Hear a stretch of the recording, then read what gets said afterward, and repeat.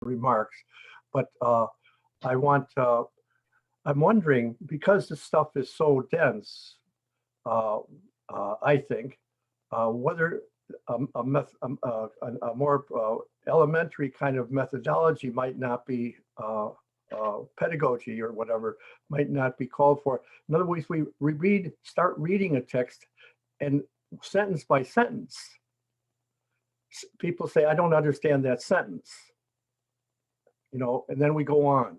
I mean, that's what I'm thinking, that there's so much there oftentimes. Jeremy, you're a teacher. What do you think about this? You took the words right out of my mouth. That's exactly that. And yeah, in working through the sections today, especially, I thought I'd made a lot of progress on the stuff before, and I've been even reading some of her own texts. But now in reading these sections, I'm just saying, well, I'm experiencing exactly what you're saying.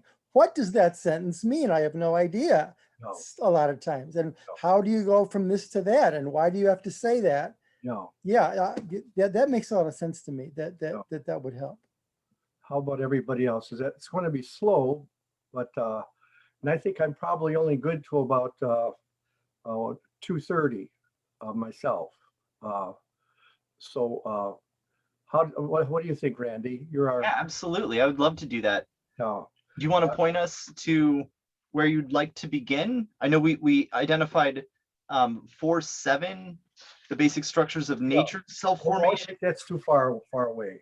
Yeah, so the hyletic, I don't know. What do you think? Well, I think maybe we started around the beginning of the chapter, and there's a lot going on there, and I think I don't think we have to. Well, the first paragraph reads by itself, but there are things happening here. I don't know if that. I just have a hunch that I would really like people to say, I don't get this.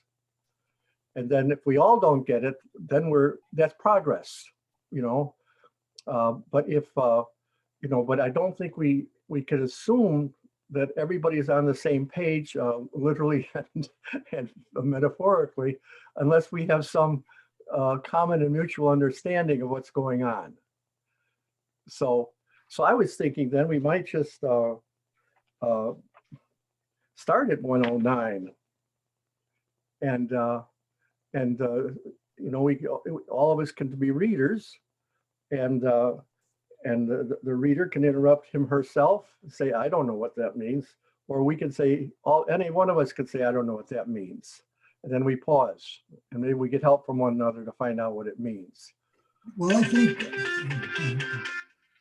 so. I think we could. Oh, the phone. I think we could accelerate that a little bit, because I think the beginning of chapter 4.1, you go through an interesting history about embryology.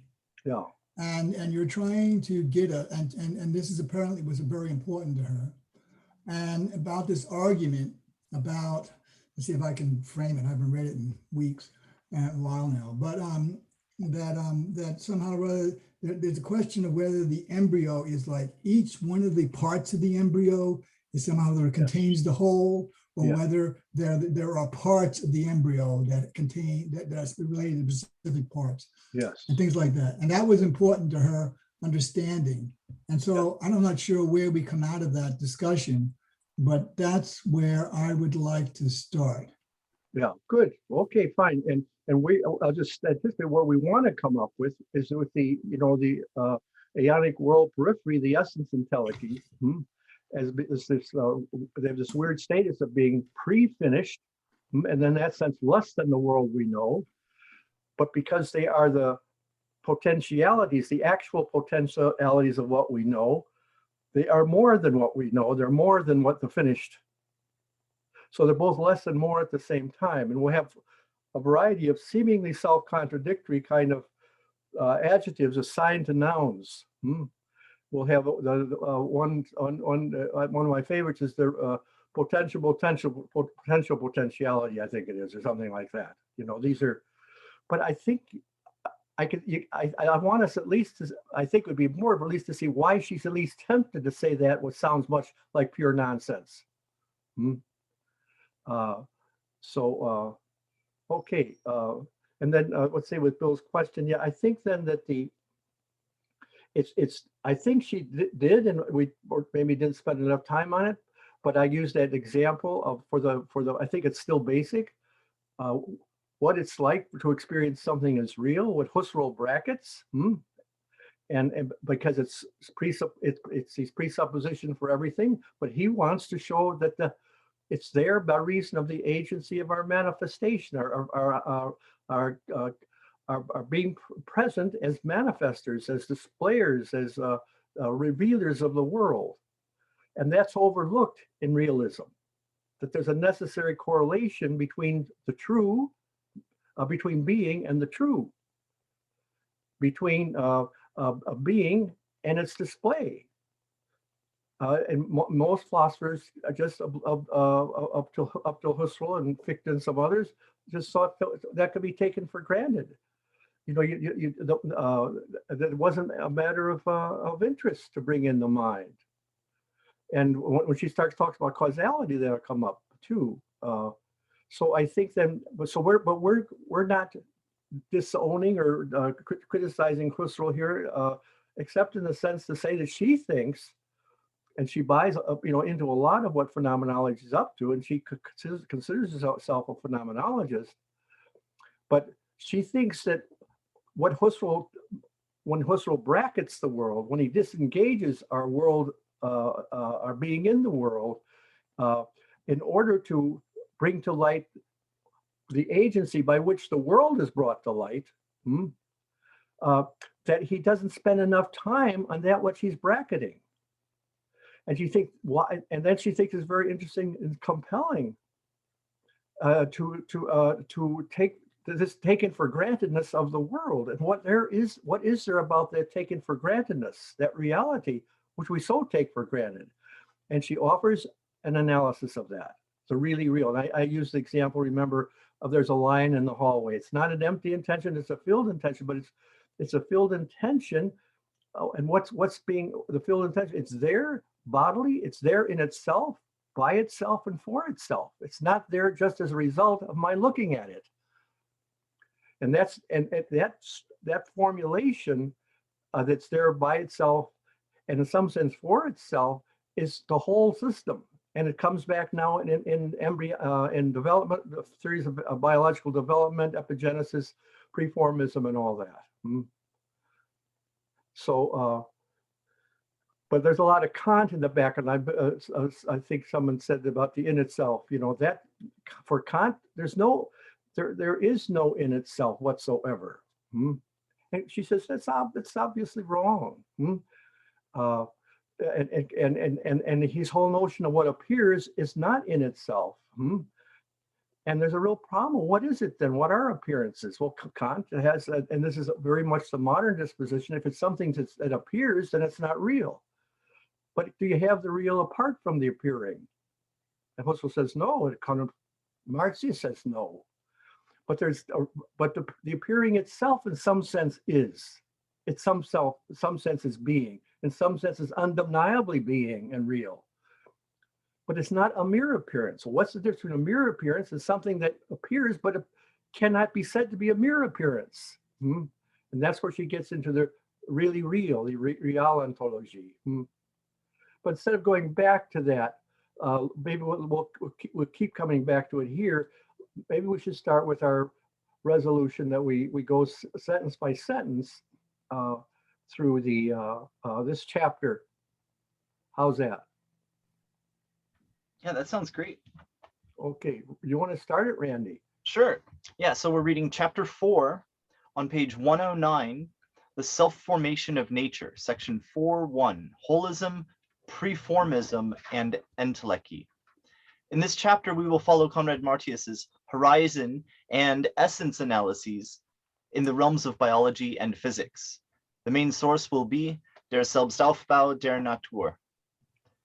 This discussion leads us further into the dimension of the transphysical potencies and prepares us for the major philosophical theological considerations in the cosmology of Conrad-Martius.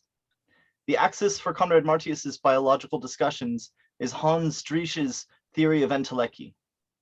Then, the 1920s and 1930s, as today, biology was beset with mechanistic versus organismic models of interpretation. Today's theory, yeah. Is that distinction clear?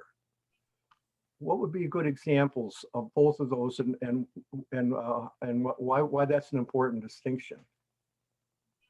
Well, certainly the mechanistic one is more familiar, and in continental philosophy, we're always critiquing it, right? Like Merleau-Ponty speaks of like the vivisection of the real, how we take a biological thing and we kill it and cut it open and figure out how it works that way. That's part of the mechanistic worldview, which in physics, you have like the Newtonian billiard ball, you know, the reception of the Newtonian physics in this interpretation. So there's that one. So it's a machine, and then the temptation to say plants are like machines. Dogs are machines. Humans are machines. They're robots. So it's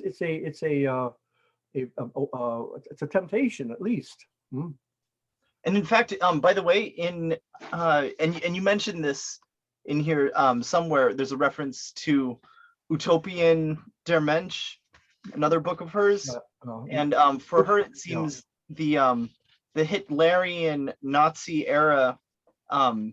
She refers to that as robotiker, as being this crystallization of this robotic,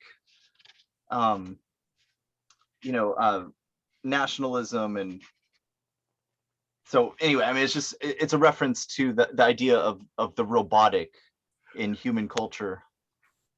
Okay, can I say something about this mechanistic? So at least as it comes up in physics, what you have basically is a set of observables or conditions and consistency implications about and that processes, which is what we're always talking about, I guess, processes, and new states formed from these processes follow certain eternal, if you like, rules or laws. And that is the nature of the mechanism.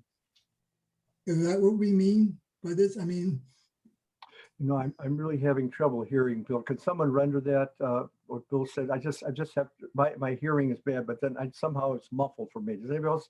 Is everybody coming? Bill coming in clear for everybody? I guess the question is, what do we mean by mechanism? Yes. And it's the idea that there are observable events and we're discovering rules that govern those events. Okay. I think that's what the point is. And that would be a definition of mechanism. And then my sense is part of what she's getting at is that whole way of looking at things cannot account for life. And that we do know life. We know life immediately. We can recognize different kinds of entities by the time we're 2 years old. I don't know if she says that, but I think that's part of what's going on here. And that doesn't get superseded. That's not something that's going to be explained away or reduced or can be. And so I think part of what she's up to at the start is respecting that and accepting that and affirming that the world the life world as it appears, including living and non-living things, can't be reduced to some merely mechanical system, but then also that there's an issue of explaining or understanding how there can even be anything like a mechanical system or anything like an ordered cosmos at all, even on the physical level. And then she has some partly it's a non-reductive understanding of life, not to mention consciousness, but also she has a certain understanding of what even mean by the physical in the first place, which also is not physicalistic, I guess you would say. And to me, that makes sense. But when that project makes sense, and I totally agree with that project. But then as we all see, when you get into the details of the things that she posits and how she tries to flesh that out, often it does seem very ad hoc. And so that's why it's good to look at, to kind of tease some of these things apart. That's how kind of this comes across to me anyway. I hope you can hear me. I don't see this distinction as so sharp for the reason that you give, Jeremy. That so it seems to me, it always seemed to me that physics plays on the surface. It plays on the surface of descriptions and develops or discovers rules of moving from one state to the next, but it never asks why these rules and why this order. I mean, they don't want to call it teleological, but there's no doubt that there's some sort of rule. The rules themselves imply a teleological sense in which it proceeds from one state to another. Anyway, so it just seems to me that all these concepts are too fuzzy to me. In fact, we had the other one that Randy read. I didn't read it, but it had something to do with the organic, but something like an Aristotelian notion of or metaphor for the world or for things. I guess it's not really clear to me how you draw distinctions between these things. And so the only thing that seems to draw a distinction has something to do with freedom has to come in somewhere. Because the whole point of rules is that there's no freedom. The rules have to be obeyed. We don't talk about where the rules come from, but the rules are eternal. They're bound in the matter, in the material, whatever. Unless there's some sense of freedom, I'm not really sure I can draw any distinctions between the organistic or the mechanical or anything like that. They all seem very similar to me. It's like Sally, I just want to say, I don't know if I'm right here, but when I just read what you've read, mechanistic versus organismic, a historian in me wants to associate mechanistic really, and I know that the Enlightenment is under siege right now, but the mechanicist, it was a modern interpretation of life. I mean, shorthand way of putting it, coming out of the Enlightenment, meaning almost in a deist sense, creation is created, life is created, but then it just proceeds on a kind of a mechanical teleologic existence, whereas I interpret Conrad-Martius when she's, I assume, arguing for the organismic model. This allows for, again, to use a kind of an annoying term, agency, intervention, contingency, those kinds of things. And I'm certainly not suggesting she's a postmodern when I say that stuff. But anyway, I don't know if that's what I'm thinking about when I just look at that one sentence. Mm-hmm. Mm-hmm.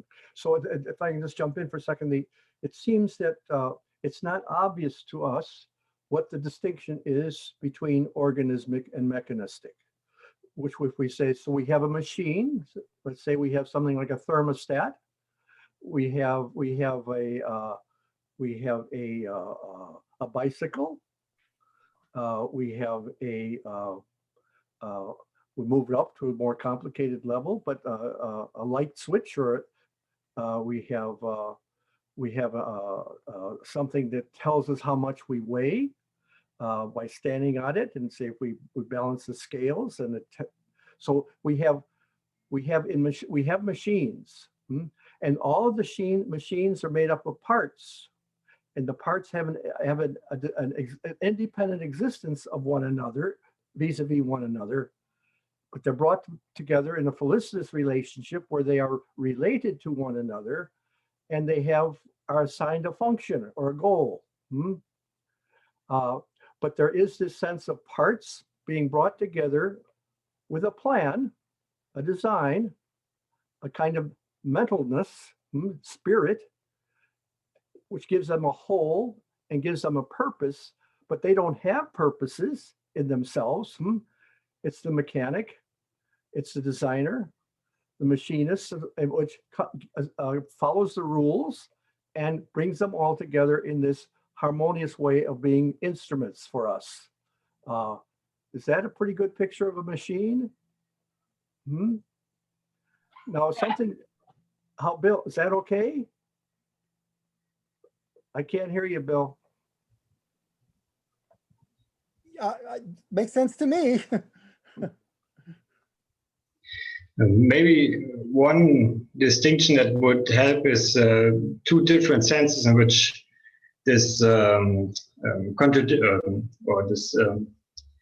organism versus mechanism could be understood. Is one as appearance, which would be, as Randy pointed out with the Merleau-Ponty, sort of a Gestalt theorist, and a more of a, let's just say, scientific, abstract case.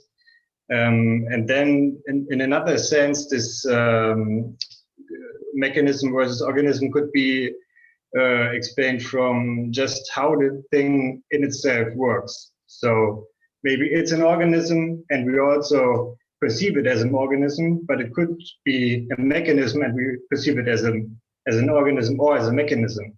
So for me, these are two different things.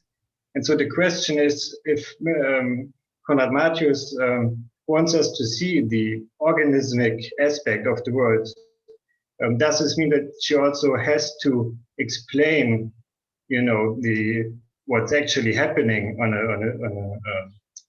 an ontological basis? Sorry, in the sense of organism, or could it be still mechanism? So do you see the difference that I'm trying to point out? Yes, that's very good.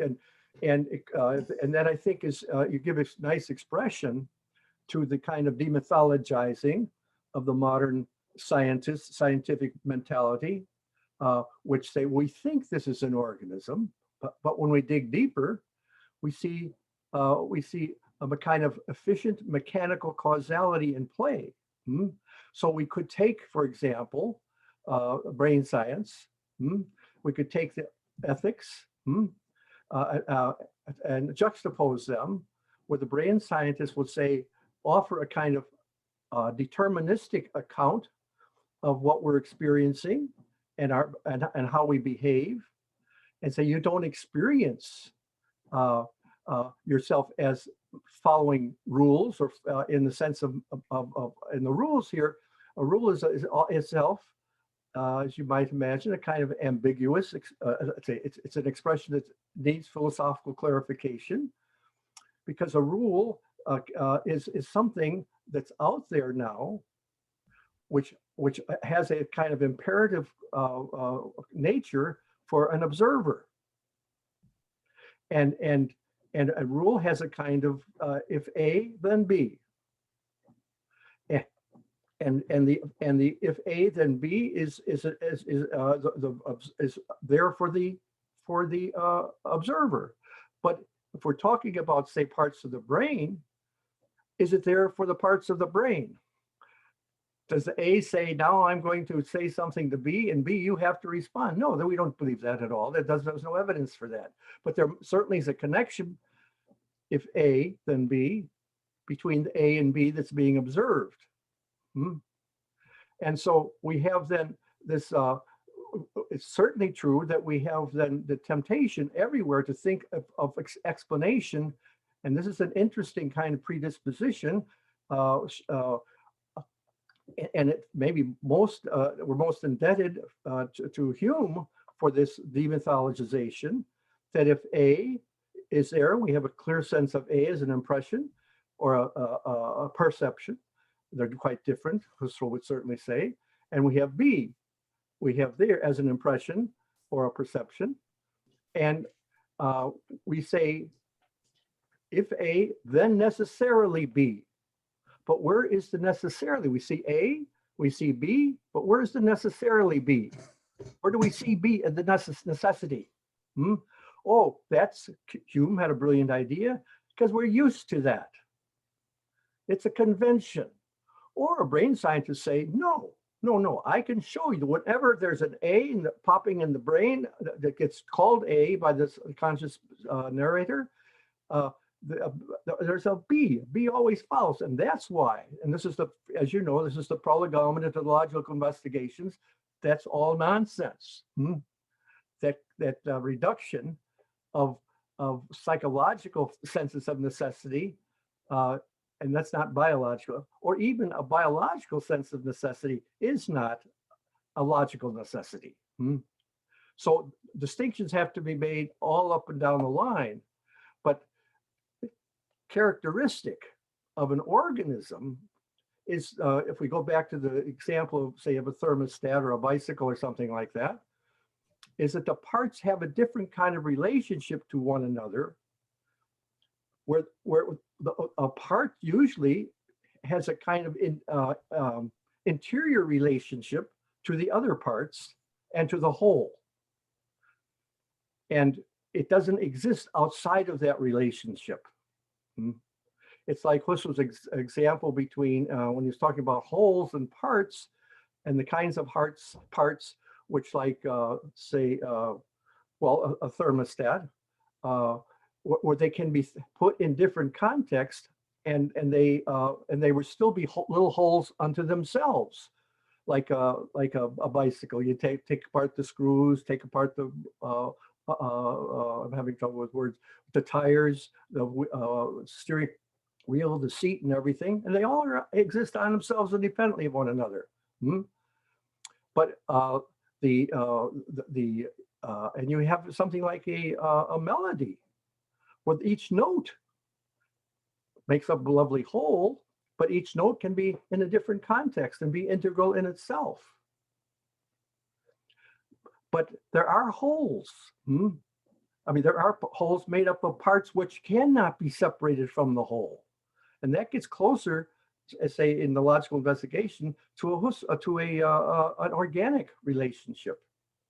But there's something else going on in an organic relationship, and that's the parts interiorly relate to one another.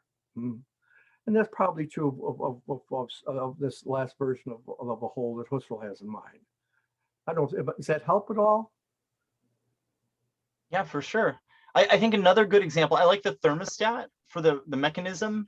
You know, it's a classic cybernetic mechanism. It's it has feedback, right? And it's all like, you can think of it like billiard ball interactions. But another example, I think, for what's called the organismic side is just yourself right here, right now, the living organism, living the life. There are all these dimensions that absolutely cannot be reduced. And this is this could be called like a spiritual sense, or a kind of reduction. That's kind of the opposite of a reduction, right? It's like you expand your mind beyond any kind of reductionism at all, when you're living, you experience things that are acausal, and you have imagination, you have all these different dimensions. So, I mean, when I think of like a mechanism or the model of an animal body or a machine as mechanistic, the opposite, whether it's called organismic or life or whatever, I'm the example, and like other people with their freedom and my respect for them and empathy and all these things represent so many dimensions to life that we cannot reduce. We can't even count them all. No, but we just take, even for her, of course, there would be something like a molecule could be an example, a non-machine, and that would be. But that, if Bill, can we go on now? And I know we're not going to convince you with this little talk, but I think that there are. You started off by saying it's observable. We never talked about anything we can't, in some sense, observe. But you're right, when she gets onto by definition, the transphysical potencies and the entelechy, there's a sense in which they are and are not observable. They aren't seeable, but they have a kind of quote unquote phenomenal presence. but she's also suggesting that it could well be that we might have to develop a kind of lens with which to see them.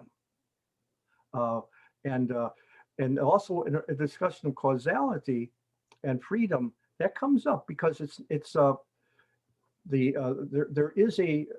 are all sorts of nuances that we'd have to entertain, but for her, she wants to give an explanation.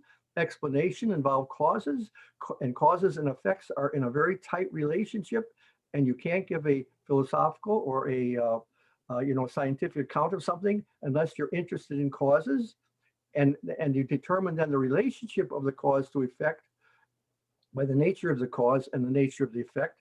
And freedom itself becomes a kind of cause. Our behavior is distinguished from the quote unquote behavior of a robot or the behavior of a sunflower. And the whole phenomenon of, what do they call that? That when the flowers turn towards the sun, what is that called? That kind of heliotropism. What is it?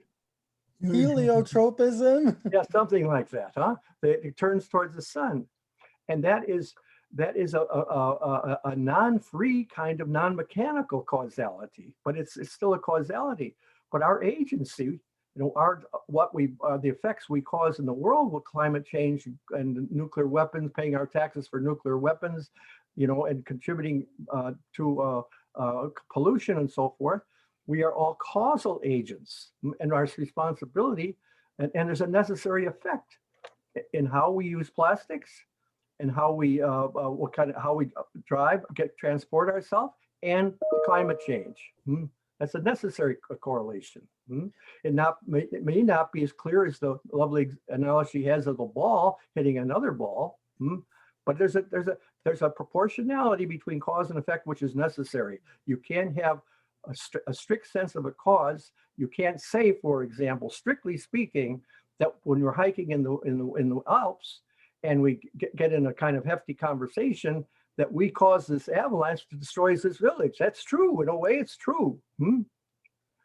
But the cause of our voice as murdering those people is a bad analysis. But there is still a sense in which we are the participate in the destruction of the villagers.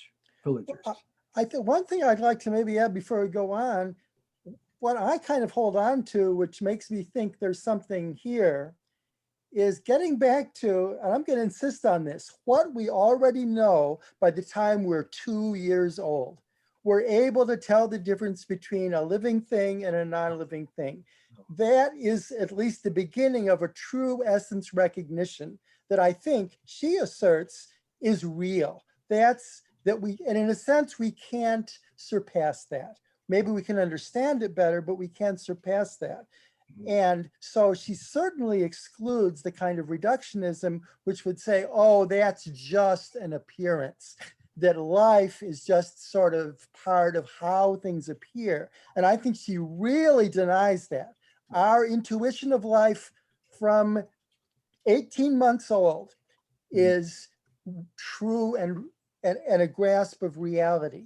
And I think when she starts to develop that and talk about things like the transphysical realm of potencies, I think it's trying to explore, to explicate, to understand, and put into context things that are based on intuitions that have come prior. And I that we do have an intuition of life and non-life, and of the physical, and of the mental, and that's fundamental. And there's no, how should I put it? There's no denying that, and there's no getting, in a sense, getting outside of that. No. And to me, that's what I'm hoping. It can be very frustrating to read this, but what makes me hopeful about it is that at least she's really starting with that and trying to really understand that, to explicate it and its implications. Does that make sense? Oh, I think that you might want to add, Jeremy, that persons might be prior. This would be an empirical psychological question than even life. And because because I think there's a kind of animistic view of young children, that they have to learn that this motion is caused from something else. If they see something motion, like the fascination they have for a wind-up toy, you know, is precisely that they really think it's moving itself. You know, they do think it's life there. So but those are empirical questions. But I think I certainly agree that early on there is we have a sense of life as self-moving, and some sense of, if you want, ipseitas, ipseity, or something there's a self-moving, not only self-moving, a self-movingness is one of the basic markers of life.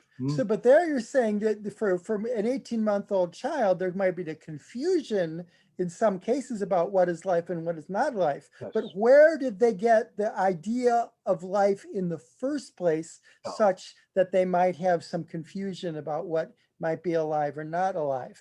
And I think that's fundamental and true, and we already know that.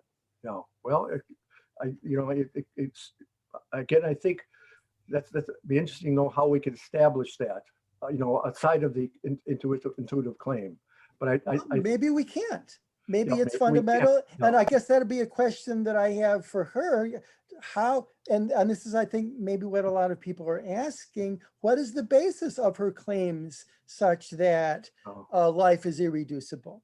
No. And is she establishing that in the first place, or is it based on an intuition that can't be surpassed? I guess I'm kind of myself think the former, and I thought she does too, but that's certainly a question. No, well, I will say she wrote a long little book, a long essay, little book called The Soul of Plants.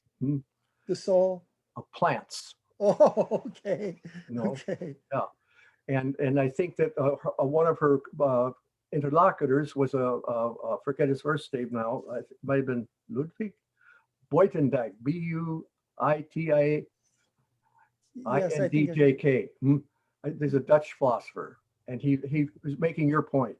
That there's something intuitive grasp of life, and you can't work your way out of that. It comes very early. So that she was, I think, fond of his but it's for her, that would be a burgeoning essence intuition.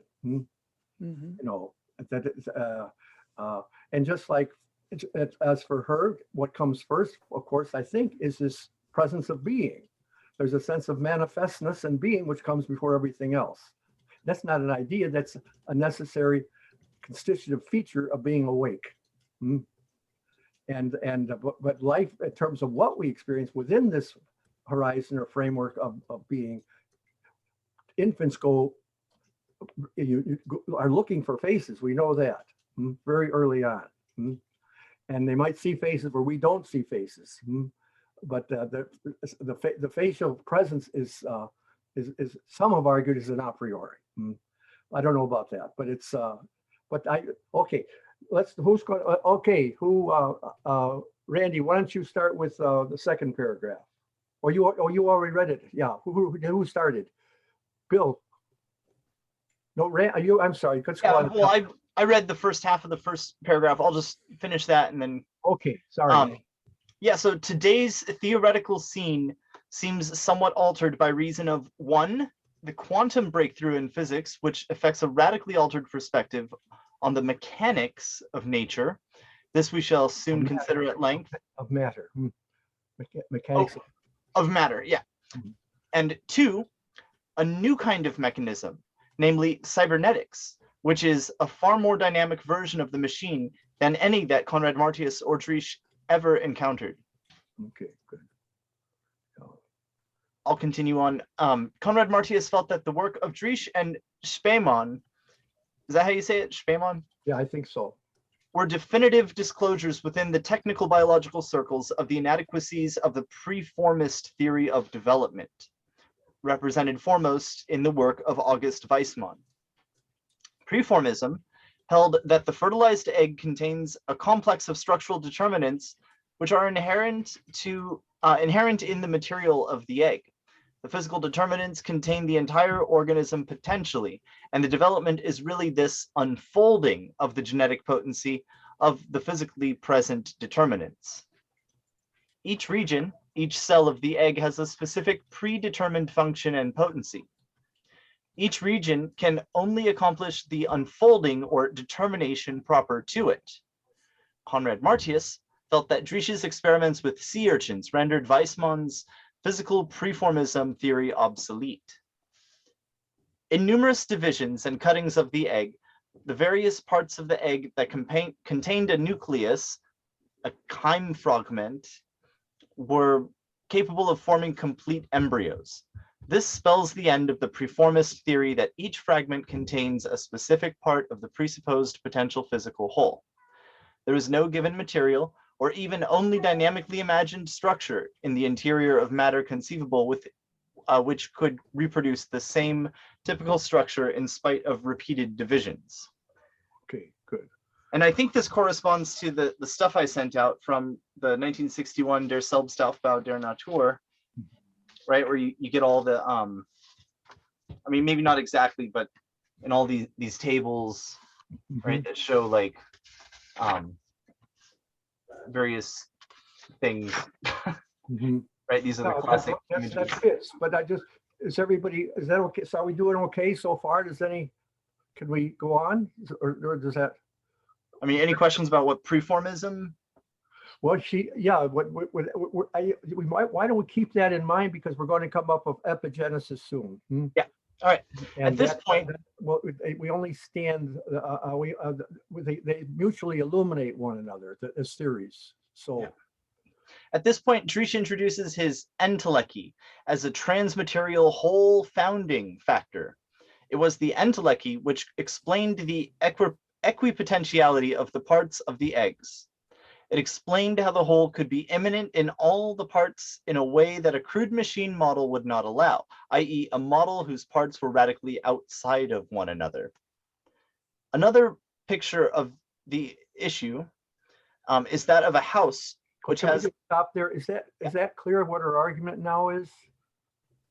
Everybody have any problems with that? In other words, he's making an important distinction here that with Driesch theory undermines what I guess his name was Spemann was up to with the preformist model, because in some sense, she'll say, I think, that the preformism is a kind of some version of DNA theory, as we would say, and some and maybe even some versions of evolutionism. But if you mess up the eggs, and you have just a part of the egg, Spamann's wrong, because his view is the parts aimed at one part that will be unpacked or unfolded in a more complex way, but that part is already there in a nutshell. But the whole thing is made up of parts, each of which have assignments, which will be known in the course of the maturing of the organism. And she's saying, well, this is what Driesch is pointing to. That each part of the egg, of the fertilized egg, can do the job of any one part, and the whole organism can come out of this. This is where all, not interesting phenomenologically. This becomes a thought experiment, because we aren't researchers and seeing for ourselves. We're taking it on the word of somebody else. That's not good phenomenology.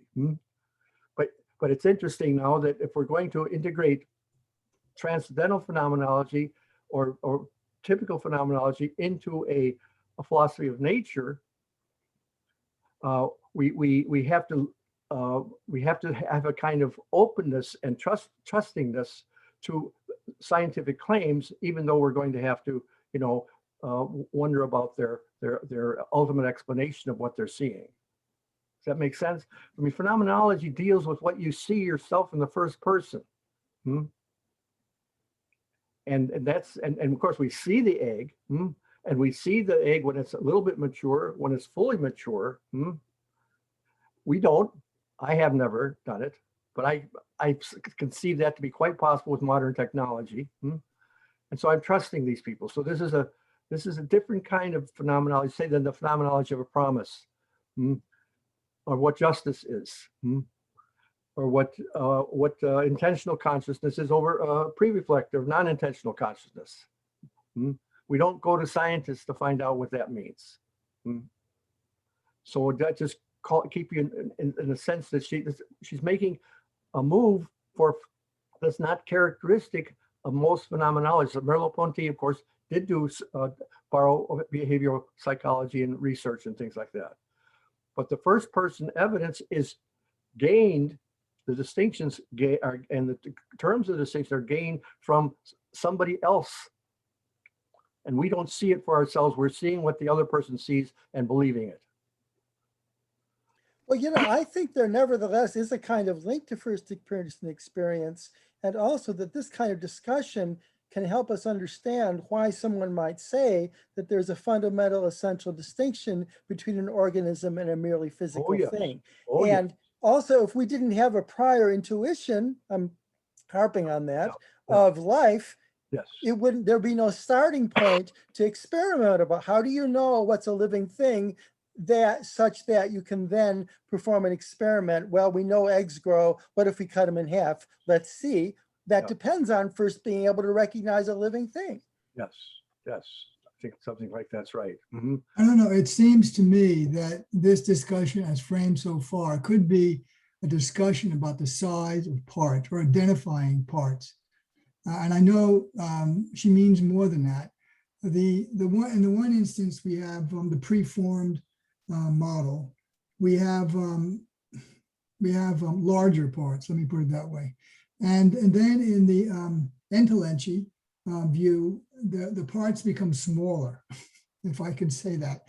In the example that Randy didn't get to, he talks about as the distinction between describing that somehow or other each brick of a house contains the entire house.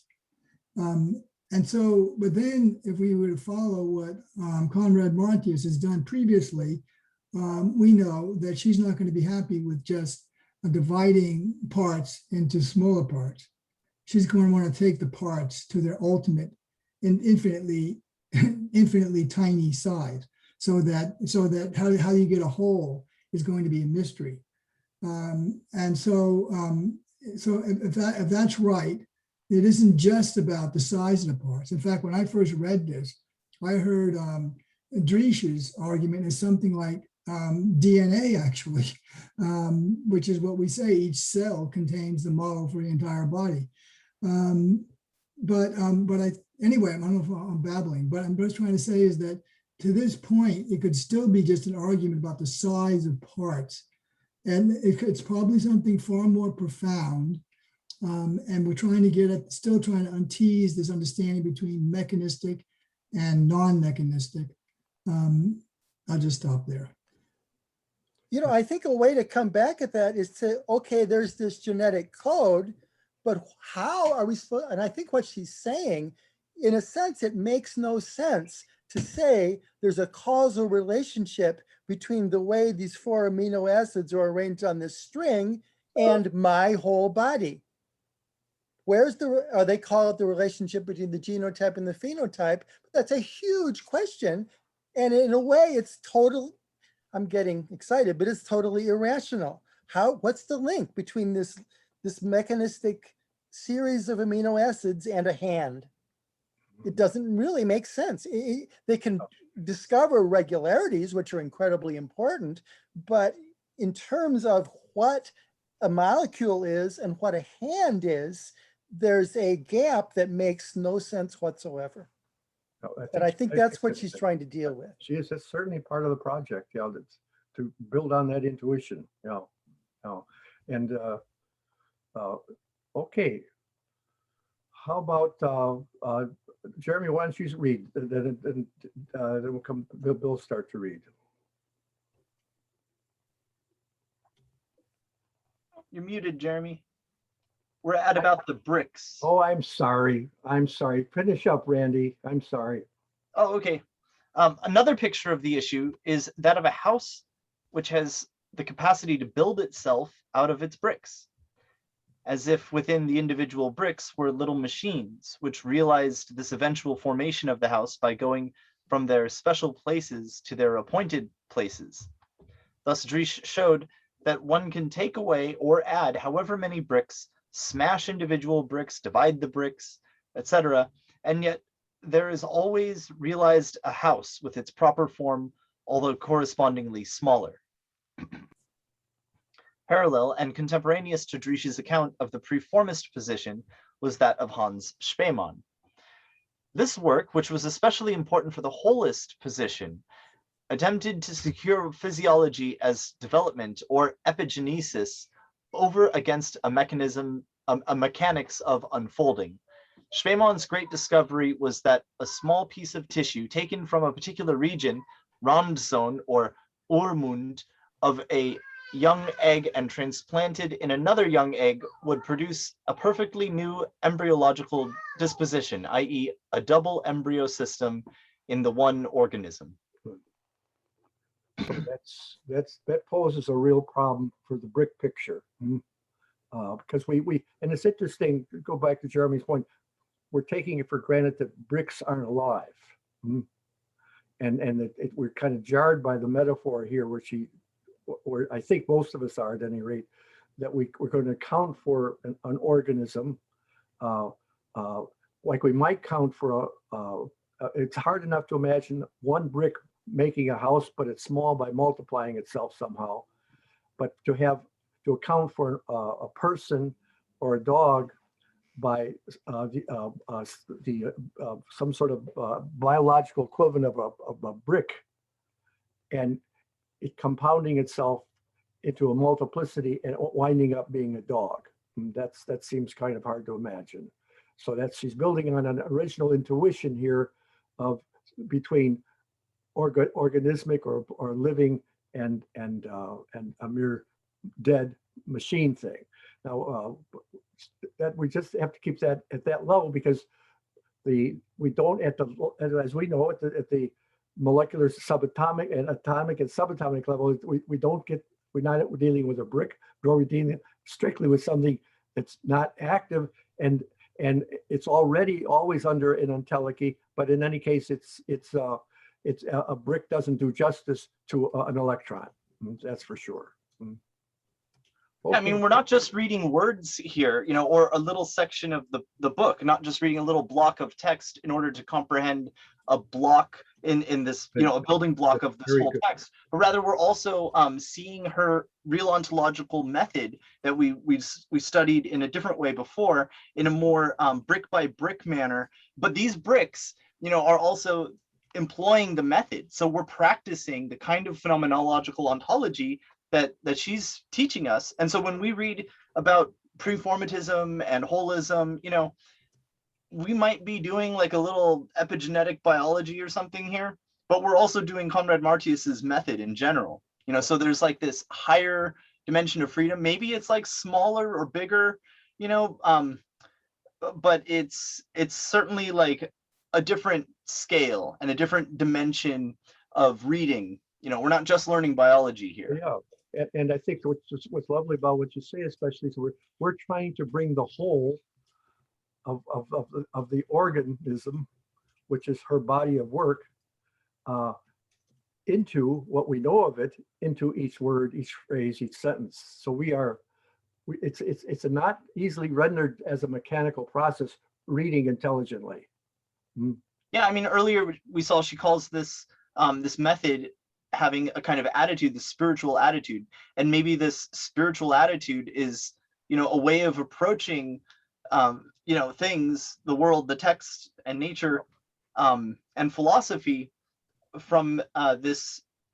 Maybe it's kind of like, maybe holism is a good example of this, or like the holographic theories, maybe the homuncular idea is a caricature that you can draw of this to give the general gist as an obviously fantastical heuristic, that there's like a little person inside each cell or something, so that's obviously absurd. But it's also absurd to say I take an egg and I slice it in half and what you get is like half of a person. And so you have to balance these absurd heuristic fantasies to get at the truth. But I think your point is very good. And so that with say with our, what do we call that? the medieval kind of predating of science. Well, I forget their names now, but for historically, this little man, the homunculus, they saw something that they were trying to explain. You know, they saw that somehow in the part the whole was somehow already, and so they assigned it to the homunculus. What is that movement in about the Renaissance, Jeremy and Sally, about the Neoplatonism or Hermeticism? Hermeticism, but Yeah. after that, what you know, there are these. Well, esotericism? Or, I mean, the Gnostics go back much Yeah, no, further than the they did science, you know, but this category Alchemical tradition has like alchemy. yes. Alchemy, yeah, that's Mirandola. I mean, I'm- yeah, alchemy, and they saw something in that homunculus. Okay, let's go on. How about Jeremy? You read some more now.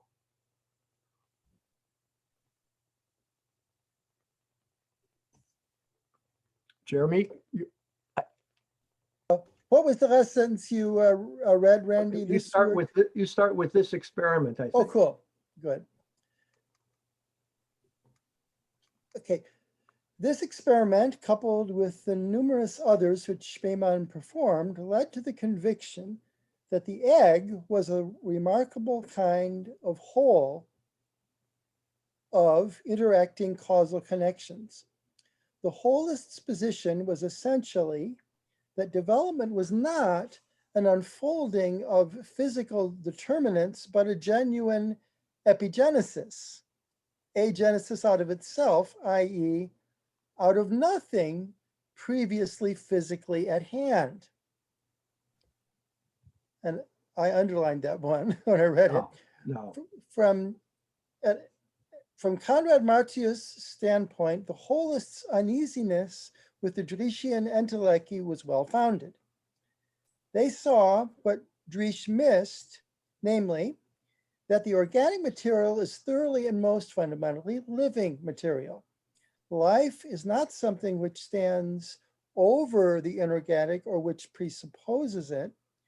For Driesch, the Entelechy is an arranger of inorganic processes, i.e., e.g., inhibiting potential differentiation, setting limits of grade, etc.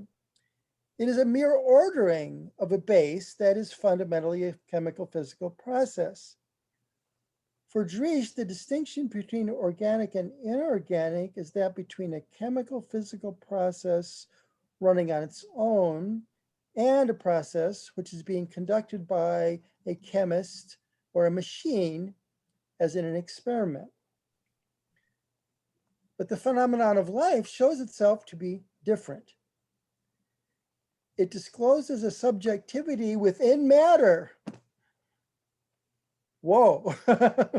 And a self-generation and self-achievement of complexity from out of its own potential source. I think we're really getting into the heart of it here.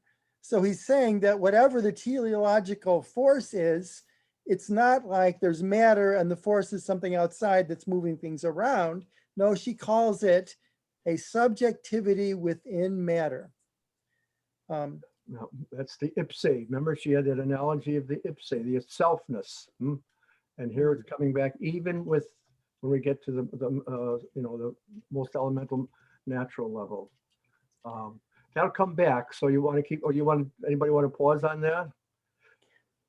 It's self-moving. I mean, that's one of the things about life. Some sense of self. You know, the growth of a seed. You throw sunflower seed in. You know, it's all isn't just a result of anything else. It has a selfness that generates itself. And that's Auto-transcending. well, yes, it's an integral to itself, but it's also it's transcendent to its environment. But it's an interaction with environment. But in itself, it has this self-creative process, power, potency. That's good. It has the resources within itself, a kind of potentiality. And that came back with the really real, you know. And it's not just Brownian motion, it's also intentional or purposive. Right. Yeah, well, there is a purposefulness there, but it's yeah, and that she tries to sort that out from a conscious an intentional intent in the sense of purposefulness. She wants But to she doesn't, but she's not really a panpsychist though No. either. no. So a lot hangs on, what does she mean by that phrase, subjectivity of matter? That's extremely interesting and extremely problematic, but I think that's really core to what she's trying to say. Yeah, and that's why the theme of the really real, it's in itself. It's the intensive pronoun, third person pronoun of it itself is a kind of subjectivity, which that's the whole, runs through the whole thing, or sorting out the moments of the real, what makes something real. It's in itself and out of itself. She's not, those are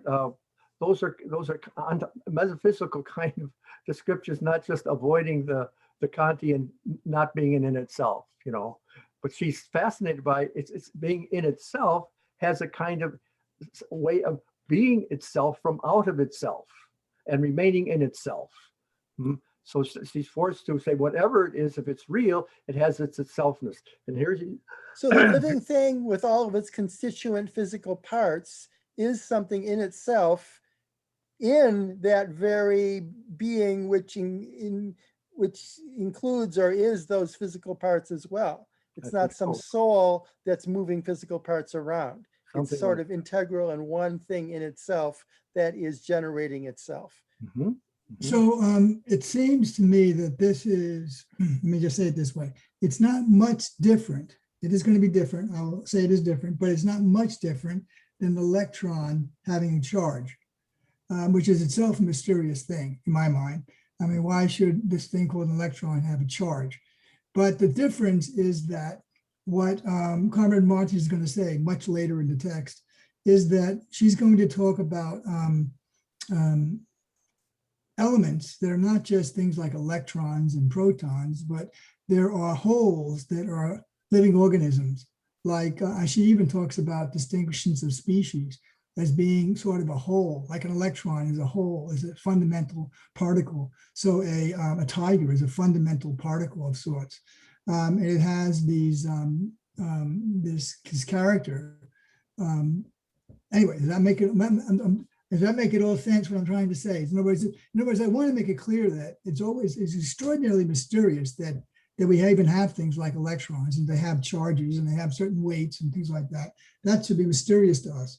I mean, why should there be something like that? And what she's doing is because of this, her mereology, she's thinking about much living organisms as like a separate entity, like a separate thing, like more like a fundamental thing, elemental thing, and that a tiger or a lion is as separate as eidetic, if you like, as an electron. Does this make any sense?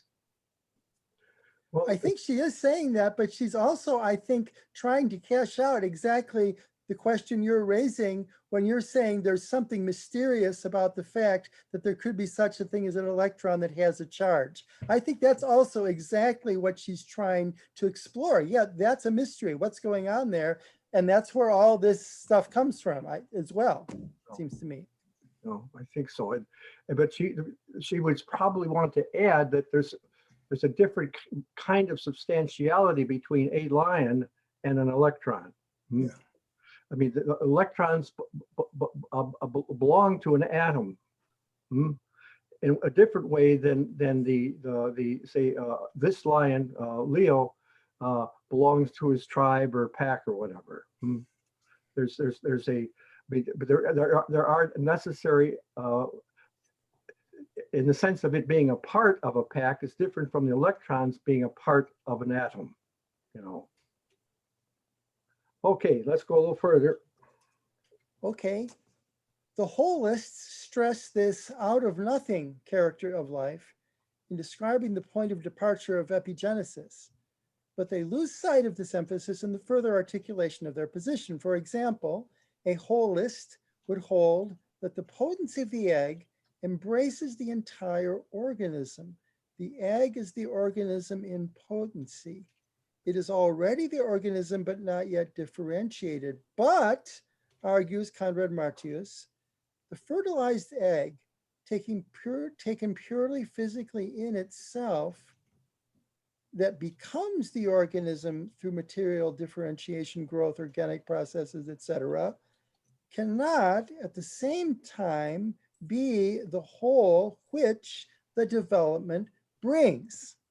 That's another thing I underlined when I read it. I want everybody to think about this all in terms of the abortion debate. This is, we're dealing at very serious ethical issues here. In what sense, when you kill a fertilized egg, you are guilty of murder? And I tell you, I don't know the answer to that. But I know some people really think they do know the answer. A lot of people. The Catholic Church hierarchy does. So I want to kind of help you to see what's going on here. This is not merely an issue of an interest to Conrad-Martius, this crazy lady, but there's a lot of people, the Christian right, evangelical right, and the Roman Catholics, for the most part, this is an issue that's burning for them, and it's dividing the country too. So I wanted to bring that in to help you think about it. So, and I think I see what you're saying there, because one way to interpret what she's saying here is that the fertilized egg is not yet the child, but then how do we understand this process to which occurs? And then that's how she develops this idea of the, what is it called? The transphysical potentiality. And that's the idea that this is moving toward. I just wanted to make this less of a yawn, should you be tempted in that direction, because it's highly charged in implications, And it's dealing with a real question. How are we to understand the growth of a living organism? Yeah. And it's so obvious, birds and the bees type of thing, but it's incomprehensible. It's astounding. It's overwhelming that a little seed, like I've got a lot of little maple trees in our front yard that are about 1 inch tall, but the maple tree, that maple tree was once this thing that's 1 inch tall that I can pluck out with 2 fingers. What is going on there? Well, I think that's wonderful. That we don't know. Yeah. It's we're sort of used to it. We don't think about it, but I think that's one thing she challenges us to do, to take that seriously. This is incomprehensible. Seeming it's no. Anyway. Well, I think that's right. That we have reason to wonder about things we take for granted and are think we know what's going on. We say, oh, it's a plant. Exactly. Okay, good. A little more. Okay, the holist position, is in fact not one of development, but of unfolding, a return to a kind of preformism. For the whole is already there, though undifferentiated. So holism says that in the egg or in the tree, the person is already somehow there. It's just going to be differentiated, but she doesn't agree with that. Conrad-Martius believes that one must introduce a category which saves the immanence of the self-creation of life, but which at the same time involves a transphysical, not metaphysical standpoint, which avoids the absurdity of the Munchausian getting himself out of the quicksand by pulling himself by the hair. And actually, this is where I really had a question. Why do you say transphysical, parentheses, not metaphysical? What's the difference there? Yeah, good. I'm not sure, but I think that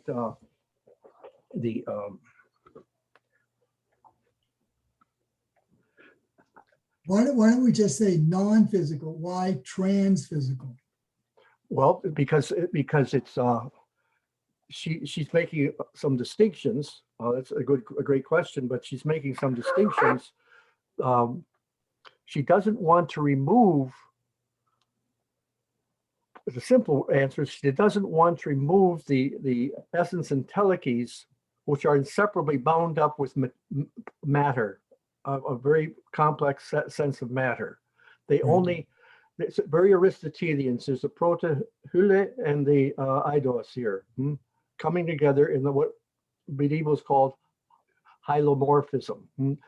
It's that the form engaging in transforming, informing materiality, and that's what gives individuality. That's what gives all sorts of other potentialities. Because it's she reworks Aristotle's notion of prime matter, and I think he would be really pleased. He would really like this discussion myself, not knowing Aristotle at all, historically, but I know a little bit what he thinks, and that he has a rich notion of matter, obviously, and here it's coming back, but her notion of matter as the way we think, because form is act, but it as act, it has to actuate something, and that's the potentiality which it actuates.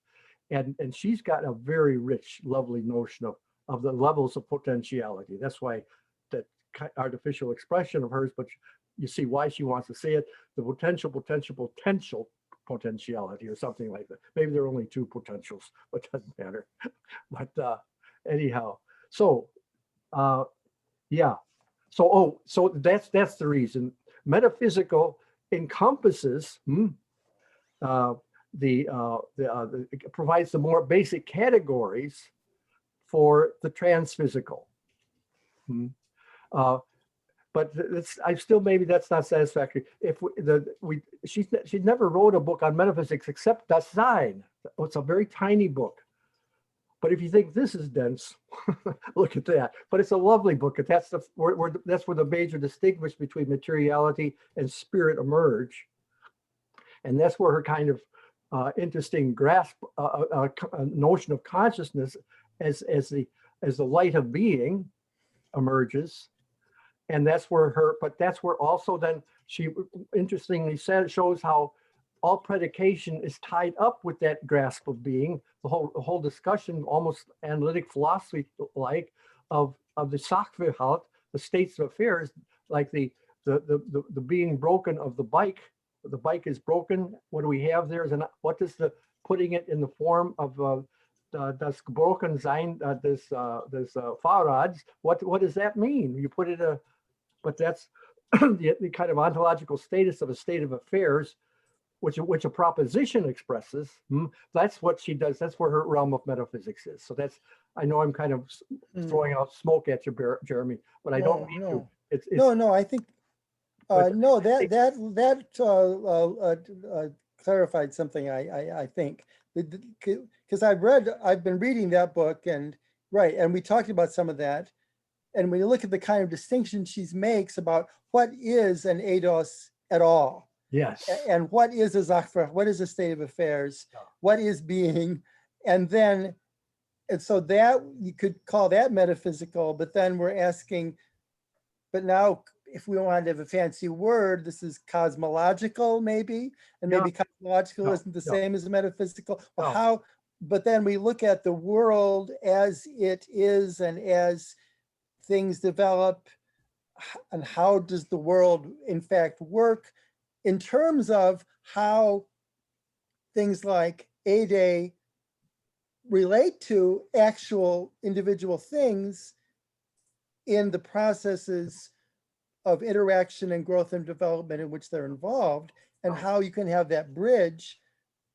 That's what she's trying to deal with here. And that's kind of a second question, I guess, that you can only get to once you first defined what you even mean by an essence. So how is it that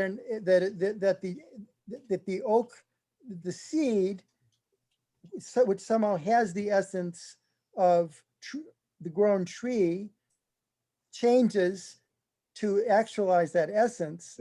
Depends on your first having defined what you even mean by essence. Yep, and we'll look at that quite in detail. So I've got to go in about 10 minutes. So want to read a little more? Okay. Yeah, I'll read the next paragraph. Pardon? No, this is Bill. I'll read the next paragraph. Okay. Before you do, I just want to remind us all, since we're all still here, one more thing about this is that later, the student of Roman Ingarden who founded the World Phenomenology Institute, Anna Teresa Tymieniecka, her early books in 1966 and 69, I think. Leibniz's cosmological synthesis, and this slight around the same time, why is there something rather than nothing? Will it come into focus? These also deal with the issues of her whole philosophy is based on beginning with the Leibnizian discussion of the question of like holism versus preformism and entelechy, and she speaks with Driesch a lot. She brings in Driesch, and she also brings in one student of Husserl and Hilbert, Dietrich Manke. She talks about him a lot, who's a Leibniz scholar, but like Manke and like Conrad-Martius, she develops this whole like cosmological view that is more encompassing. It includes all of the state of the art and sciences, but has this transphysical. In fact, she uses a phrase very similar to that, transnatural. It's almost completely the same kind of stuff that she's coming to in her own way. Good. Okay. Okay, I'll start with the next paragraph. The phenomenon of development is a complex enrichment of form from out of the living organism's own potency, not an unfolding of what is already there. That we have to go over that question again, that sentence again, but I'll keep reading. What is not there must be immanent to the organic potency as forming it, but transcendent to it as constituting and guiding it.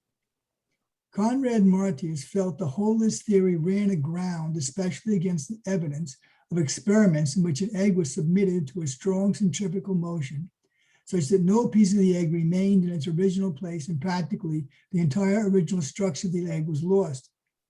In these cases, there came to be, out of the rubble, a normal whole. There must be something which stands over the egg matter and which arranges it as the contractor, the bricks, and which directs the formation in always the correct way and fashions a typical whole. In essence, then, Conrad-Martius's critique of the holists is that they identify the whole with the physical seminal material. Thereby, they also become modified performists.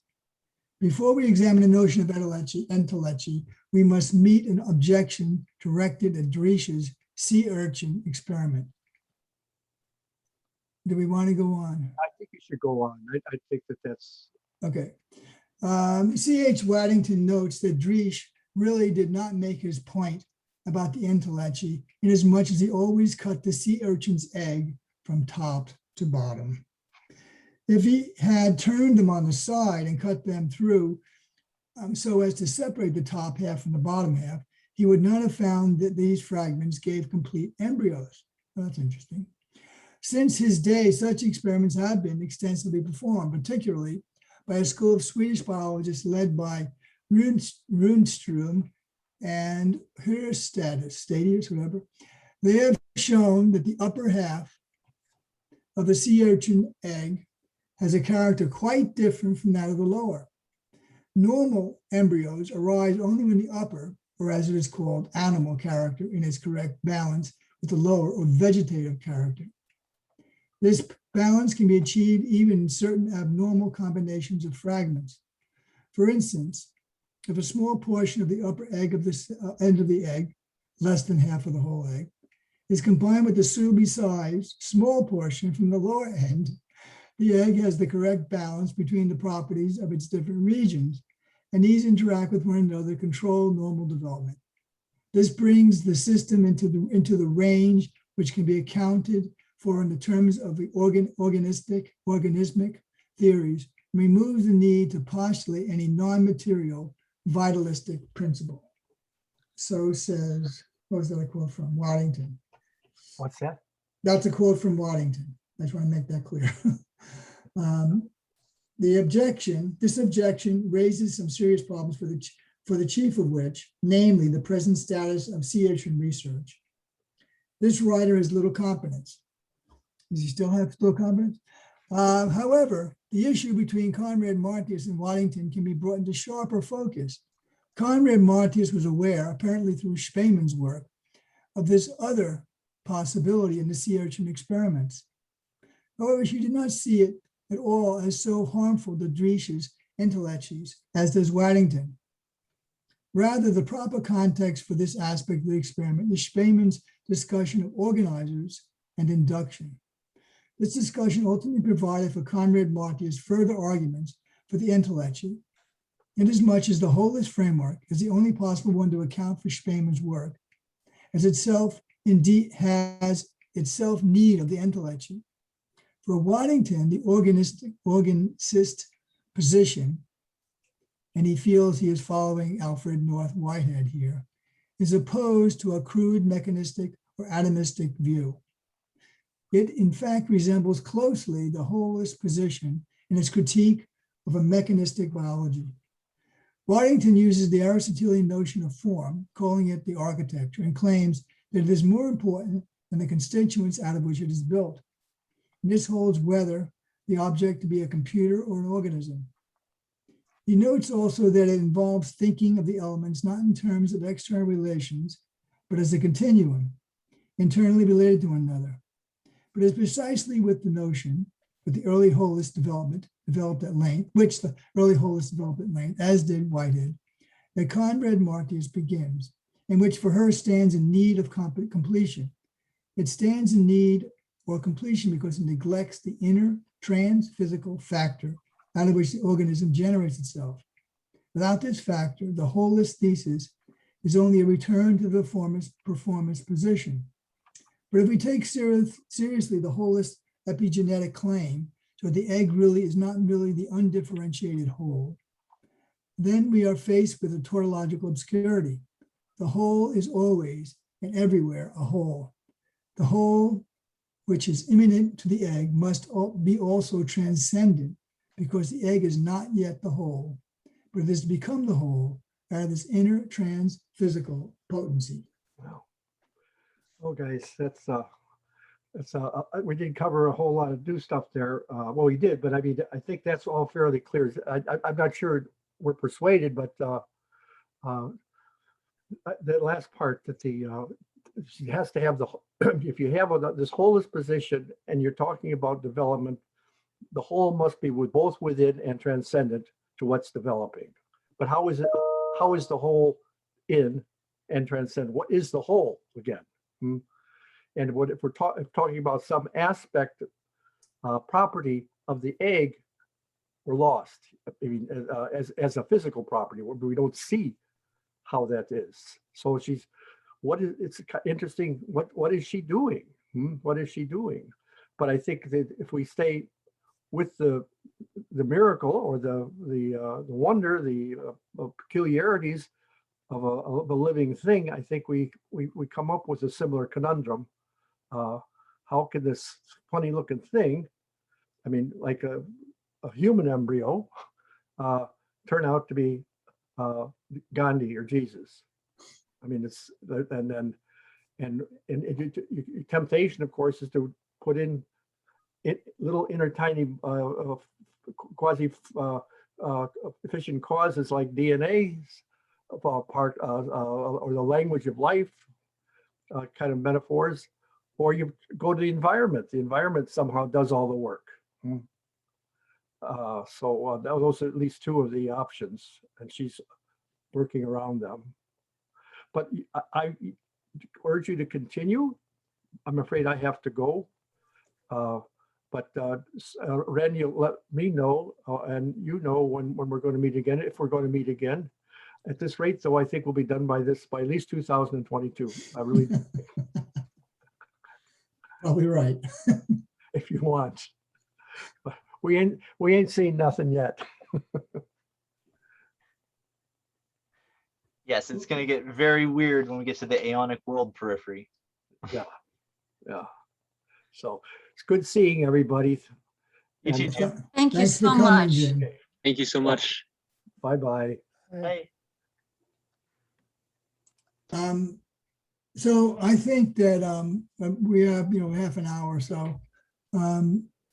We should keep reading, and because we're getting somewhere, I think. Yeah, And I want to, I'm still want to get a better understanding of what she means by entelechy. So that would be my goal at this point. Yeah, Sally? I just feel like if you can just, I'm sorry, but I feel like I'm lost in the forest now. Is she arguing for a synthesis of both of these approaches, or is she truly falling into the organic category? You know, in other words, arguing for that, like, you know, in other words, criticizing the holistic approach, the holist approach. I mean, I think the intellectual perspective is closer to the epigenetic, which is, Jeremy, what do you think? Is it a species of the holist perspective? I mean, there is a critique of holism. Maybe holism goes too far in a certain direction, you know. Well, the thing is, what do they really mean? There's the holist approach, there's the preformist approach. So the preformist says that somehow in a developing organism, that somehow the end of the development is somehow already there. The holist approach says that it's not already there, but it's there in a undifferentiated way, and it needs to become differentiated or unfolded. But the intellectual idea is that actually the end, or the final form, or the form that the development is moving toward, is really not in the present, in the egg. It's not some, and yet it somehow belongs to it. And so that's what she means by transphysical. Yeah, right. And so I think the question is, how do we understand, you know, like, you know, a seed is potentially a oak tree. It's not potentially something else, but it is not now an oak tree. So how are we to understand that, what it means to potentially be a oak tree, or the being, or potentially being an oak tree? How are we to understand that? And yeah, and that's the question that she's trying to work with. And yeah, sorry. That helps so much. Yeah.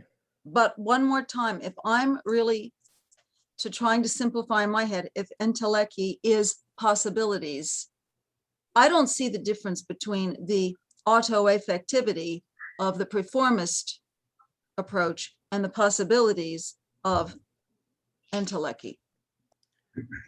I'm not sure it's entirely clear in the first place.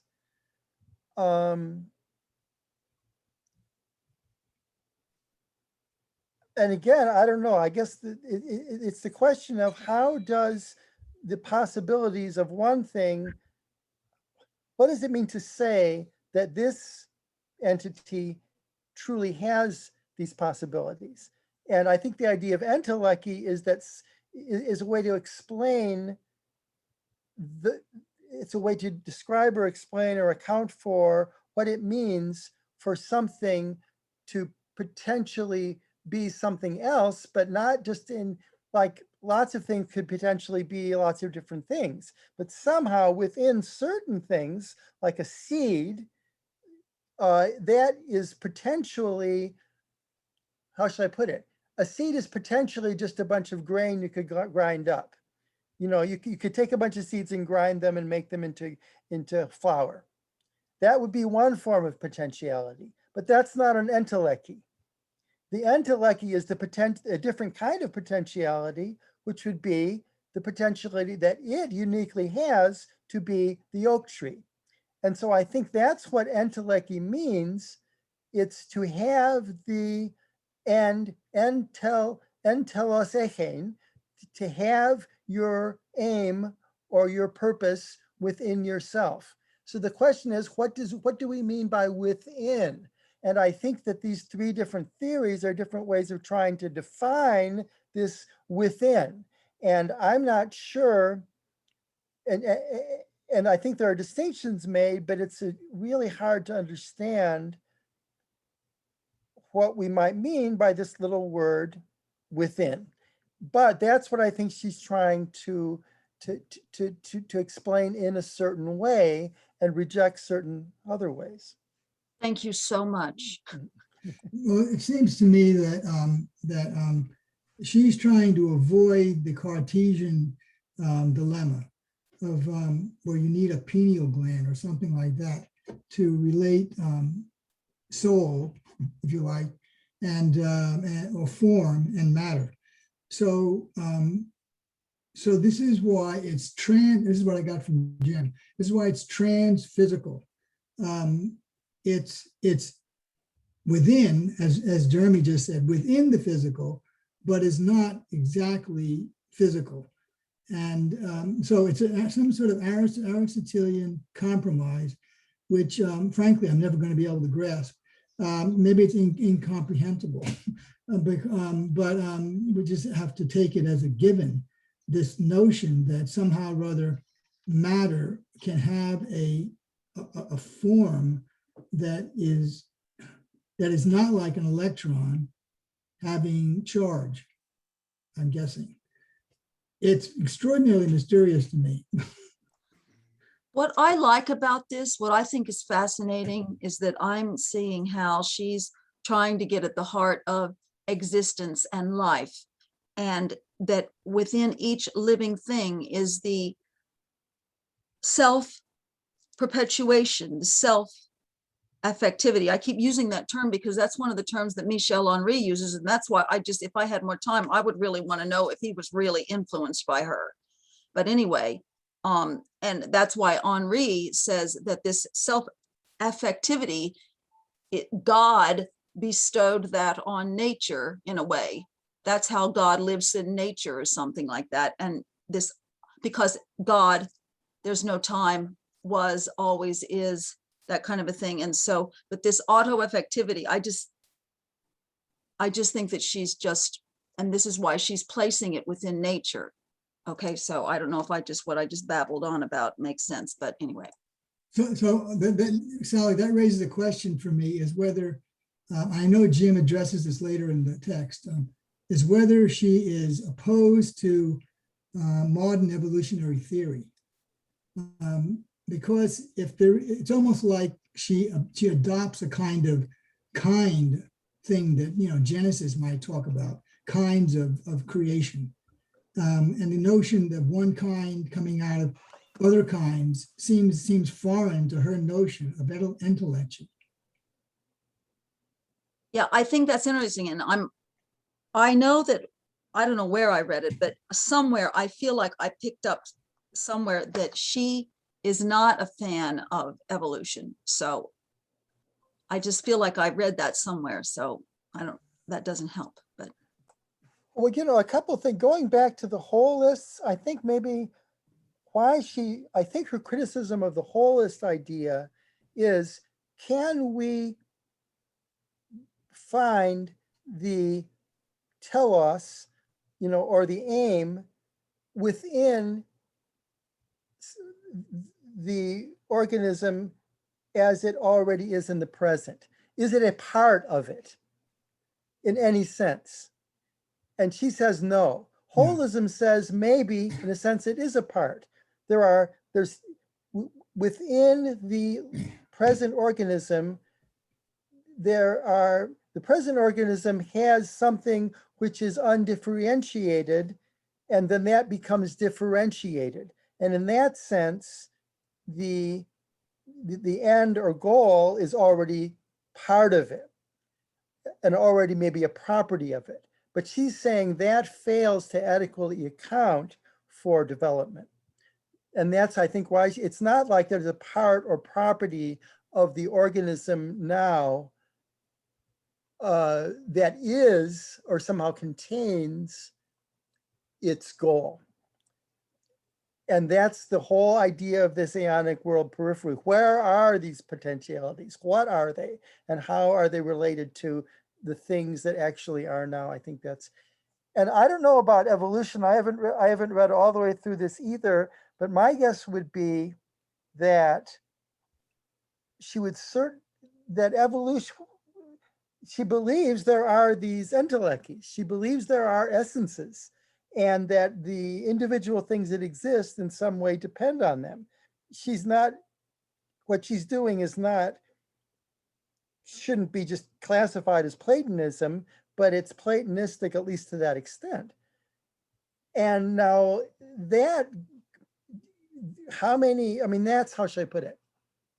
If you're going to say that, then you would have to say that the scientific theory of evolution cannot adequately account for evolution, because you're saying that this process that occurs in time, in fact, depends on essences, and the essences are being realized. So she sees development as the process of the realization of essences.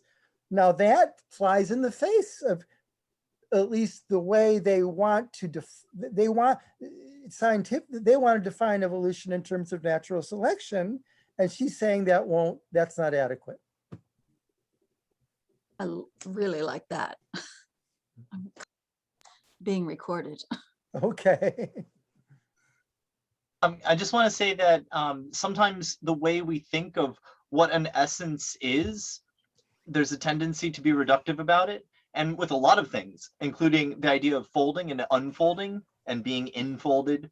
So we think of it like a piece of paper being folded, because in many cases that works. It is, of course, a metaphor, but when we apply it to the way like molecules fold and unfold, this is a metaphor operating on our molecule metaphor. I mean, just look at another molecular kind of hypothesis. This these are metaphors that we use to understand things. So they're all heuristic devices that have that they work. Like in quantum physics, we might deal with a particle, but we also learn that there is this wave form and a field, and so it's difficult to have a metaphor that works really well for that.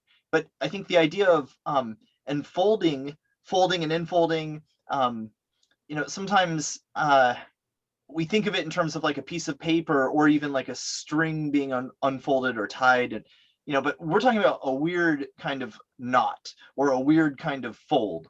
It's not just a the folding of a two-dimensional thing and the unfolding. When you try to imagine like going from seed to tree, or seed to person, or from what we're calling seed, or like the molecular form of something, where it's all densely packed, to the total finished cosmos that's given here before us. So it's a really weird kind of unfolding. And I think that the paradigm for this, and this is now going beyond Conrad-Martius, but everything she's saying, both in biology and in her interpretation of physics and in her own cosmological theological world picture, indicates that there's this other thing going on that you can find in the tradition. It's not in the general received tradition of Platonism, or but there's something that's more like esoteric in Platonism. And in particular, I'm referring to for example, to give a historical precedent for this, there's the Tübingen interpretation of Hans Joachim Kramer and Conrad Geiser.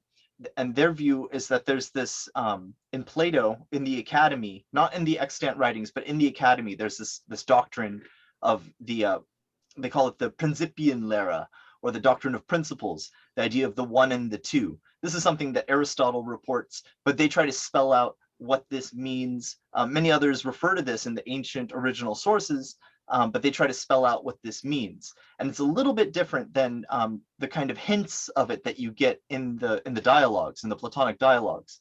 They also have this other view called the Dimensionsfolge, or the ontological procession of dimensionality. And this is something you can kind of get a hint of in like On the Soul. In Aristotle's On the Soul, he has this hierarchy that we've been talking about, just the common hierarchy of like, inorganic stuff, and then minerals, and then plants, and then human animals, and then humans, right? And Conrad-Martius has an interesting way of talking about this great chain of being, and then there's all kinds of versions of this in the history of ideas. But what's happening here in the esoteric meaning of form and of and this weird version of folding that's more like the Nicholas of Cusa concept of being enfolded, which is also kind of something you can see in the more mystical aspects of what Edith Stein is expressing in certain works as well, is that there's an unfolding from an undetermined state, and I think the best way of looking at it really is a dimensionless state, into the idea of what is a part, or what is a point, you know, or what is the beginning of this ontological dimensional unfolding series. Because then each of those states, like the line, is associated with the plant, you know, like the growing of the stalk and the not movingness, but then having another dimension of freedom, the plane, where it can have locomotion, is more like the animal. And then having another dimension of freedom above that, where you can like fully comprehend things. You know, so there's this like esoteric tradition, and like Rudolf Steiner and the anthroposophists, they get into this kind of thing because it's there in Rosicrucianism and Hermetic and alchemical Neoplatonism, you know, and in different traditions, there's this reception of Plato and Aristotle that's quite different than the dry received tradition of Platonism that you find in the dictionary. Platonism equals no good, some idea about, you know, forms being in the sky or whatever, you know. It's very different than that. So when we're talking about being folded or unfolded or enfolding, or even when we think of what it means that something is immanent or transcendent, you know, I think the best way of looking at it is to apply, I think, what becomes even more thematic, just because it's so weird and you have to like just hang on to the basic parameters later on in the cosmology. And already we see this happening. There's some basic, there's like a Principian Lara going on here, where there's a fundamental dual, there's like a dual structure that we can hang on to, like the instasy and the ecstasy, the within and the without. You know, there's all these ways of expressing this presence that is immanent and transcendent, you know. And so, I mean, I've been inspired by all this Conrad-Martius to go into all these sources in my own way and try to figure out what's the deal. And that led me ultimately to this infinite sphere thing. And she doesn't talk about that. Dietrich Manke does. He has a whole book on the infinite sphere and the center of it all. He like takes this Leibnizian intellectual stuff to that point where he gets into this idea of the infinite sphere. But you know, I think when we say folding, it is a great way of looking at what she's saying, but it's a weird kind of folding. You know, it's weird both in the sense of like there's a topological term, weird structures like the Mobius strip or the Klein bottle. You know, it was strange topology, I think they call it. You know, but operating at every level, kind of like holographically distributed. There's this presence of her method throughout all of her applications in biology, genetics, physics, you know, her own cosmological view. So I keep that simple. It makes it simple because it's kind of like the, you know, the diamond or the key. Oops. You know, that you can use to read the text. I just think it's interesting that you're making these points, because although esotericism has been a perennial issue since the dawn of civilization, I mean, when I think about the time period in which she's writing, I mean, just in a very fleeting way, I did wonder whether, okay, not so much A influences B, but it's just this particular manifestation of esotericism was in the bloodstream, in the sort of the cultural intellectual bloodstream in this time period. And so I just see, you know, these pieces of that coming in. Maybe I'm looking for it, I don't know, but I think it's interesting that you make those points.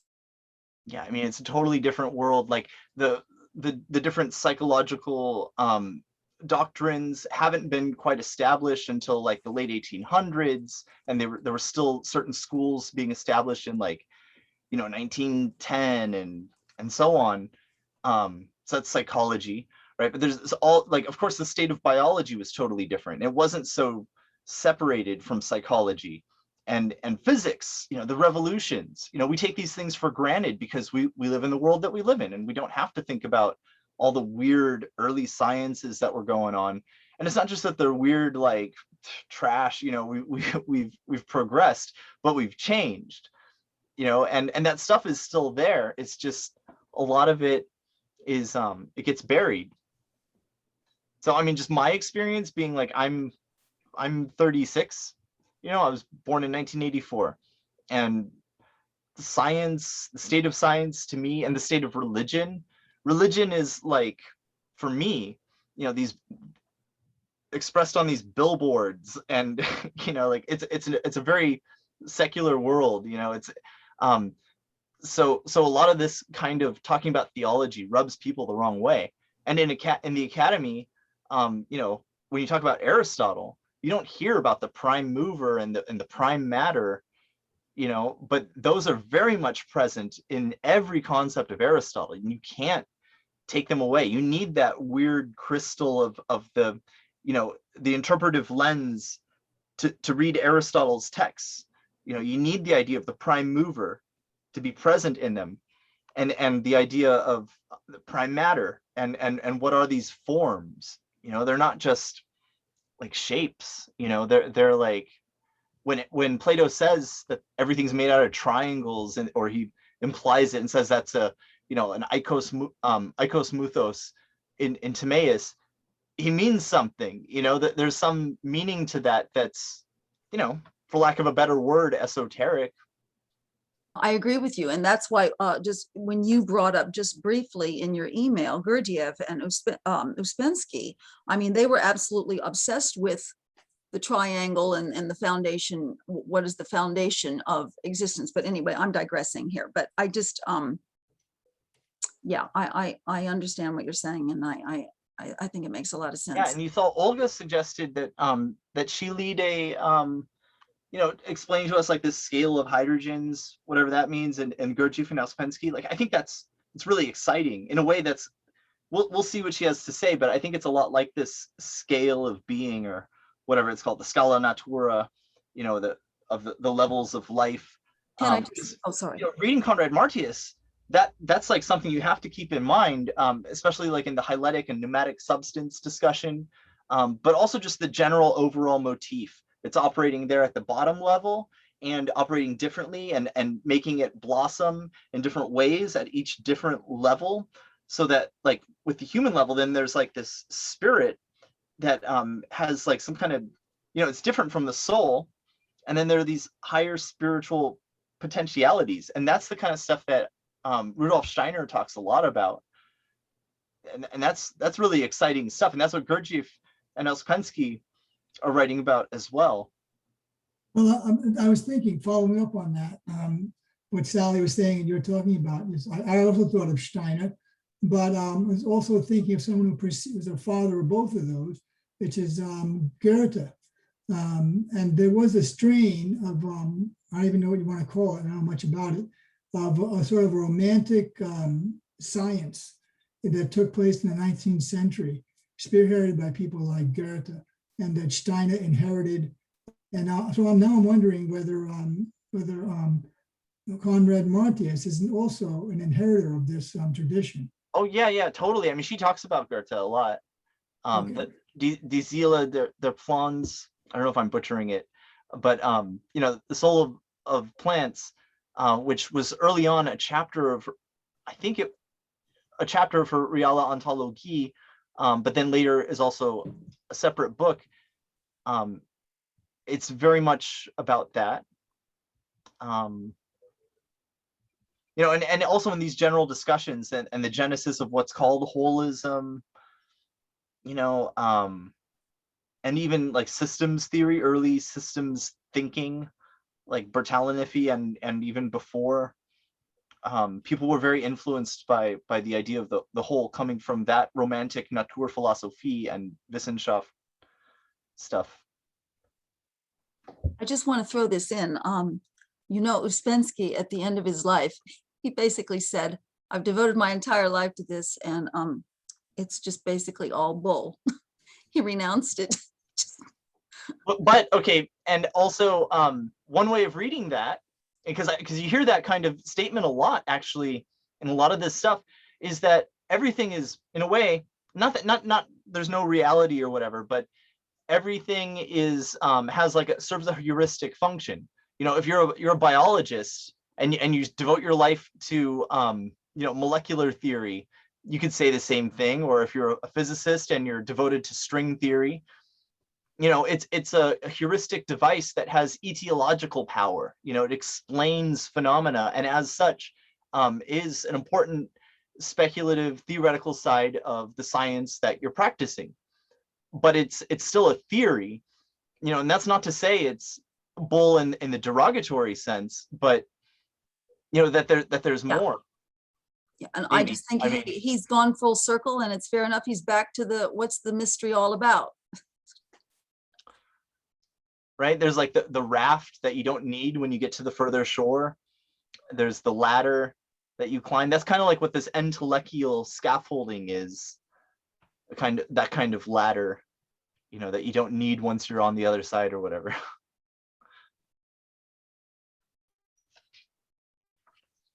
Well, I'm enjoying the readings, and I'm really benefiting from the discussions, and I appreciate everybody, you know, because as you all know, I'm the historian, I'm not a philosopher, so I really appreciate it, but it helps me a lot with looking the way I look at history. So thank you. Yeah, I thought that today's readings with Jim helped a lot. Just going slowly, because when we have so much material to read, I tend to want to push on, keep pushing on, and losing the thread probably fairly quickly. So I think that it was beneficial to do what we did today. We got through a lot of it. I mean, we got through about half, right, of this section of the beginning of section 4.1. Yeah, well, this is the easy part. But then the next two sections are excursa, and then there's 4.4 causality and potency, which, like the last section, the overview of the basic categories is very like all applicable overview type stuff. And then the stuff in between was the stuff I referred to in the email, as well as another discussion of the physics and the neo-ether. You know, so this chapter basically is, you know, we're talking about biology, and then we're talking about physics, but we're also getting these interspersed elements of her overall, you know, more maybe transphysical, you know, whole philosophy about like power and energy and this self-standing of substantiality, that stuff we saw in the earlier sections on hyletic and pneumatic being, you know, deployed now in terms of nature and man in 4.7 and 4.8. So, I mean, I think that what we did today was a kind of, you know, maybe a representation of the whole or whatever. You know, it's like we're getting the whole Conrad-Martius in every little application, and we just have to keep those earlier things in mind. So we will keep re-entering the general question of like, what is her reduction? What is her method? What is her attitude? You know, so I mean, early on, I was always trying to keep us thinking about this blindness and this spiritual attitude, you know, because I think that still applies. It's kind of like, you know, I'm thinking of these like traditions where you know, your esoteric book comes with a special magic reader crystal, right? Like the Book of Mormon had these two stones, right? Kind of like that. You know what I mean? I mean, you have to adopt a certain way of seeing, you know, to entertain a text, and that always happens, even when you're just reading a play or the newspaper. You know, you have to adopt the paradigm, the basic parameters, so you can make sense of the syntagmatic relations in the paragraph. We've got the magic crystal. It's the author. How often do you Right. get? It's really pretty darn unusual where people can really sit down with the author of a book and really Mhm. go through it. How often does that happen? right? That's really where I think about it. Well, Jeremy, I'm reminded of some story of Hegel in which a student was asking about some particularly dense part of the text, and Hegel listened to it and then thought about it and said, well, I used to understand what I meant. And I think Jim has said some of the same things Exactly. a few times. So, I mean, if today's discussion is anyone's special, interest, I definitely recommend Anna Teresa Tymieniecka. Both this one and this one talks a lot about it as well. This is Why Is There Something Rather Than Nothing?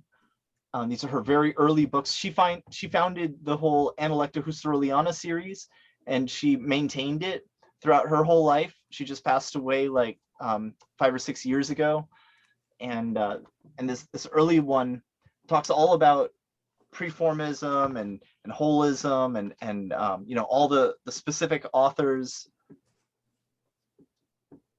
and it serves the same ends. She's developing this cosmological worldview. For her, it's about our universe being a kind of specific world among other possible worlds, and she develops this possible worlds phenomenology to go with her phenomenology of life, which she says is the phenomenology of life as ontopoietic process, which is and then it's kind of very similar to this. People will bring up Bergson and compare it to Whitehead, and just it's very similar kind of stuff. So she's like a generation later, and kind of fills in the continuity between Conrad-Martius and today, which is cool. Does So she talk about Conrad-Martius? There's in at Duquesne. Sorry, dog's barking. But at Duquesne, there's a phenomenology center. The what's it called? Silverman, I think. Silverman, yeah. I've been there. Yeah. Well, okay, and there's that's where the World Phenomenology Institute archives are kept, and or at least that's like a major station for them. And there's a few boxes, or there's a box. I intend to go there myself, where there are some correspondences between Anna Teresa Tymieniecka and Eberhard Ave Lallemant, whose name we might remember as he's Conrad-Martius's student, and was the keeper of the Nachlass, and the continuer of her work, so there's some correspondence between Ave Lallemant and Anna Teresa Tymieniecka, which is really interesting and exciting, because Tymieniecka was actually, she's right here. She's one of the really important figures in this, women and phenomenology movement. But to be more exact, these like powerful spiritual forces, of philosophy, their academic philosophy. This is Anna Teresa Tymieniecka. Here's Conrad-Martius, right? Conrad-Martius is godmother of Edith Stein. Like there's a real spiritual power here, and in a very serious way. Like, I think people throw these terms around, but I mean, this is it. This is the power. Like, reading this material, I think it would be really cool to translate Das Sein. I think it would do well at the box office, because it's called like Dasein, so everyone loves Heidegger's Dasein. Well, here's Das Sein, some people have told me that Heidegger just totally ripped off Conrad-Martius. Maybe that's a little bit of a stretch, and maybe Heidegger also has his own philosophical merits, certainly, but and she also writes about Heidegger as well. But you might know what he did to Edith Stein and her legacy at certain points. It's kind of just like patriarchy coming in and and doing what it does, and no one even notices sometimes. But but she was writing about ontological phenomenology, as we clearly see, 15, 20 years before Heidegger. And anyway, it's a really interesting area of She was research. writing before Heidegger. So Oh yeah, when did her 1910 is when she Oh. was in Göttingen with Husserl, and in 1912 or 11, she writes her dissertation.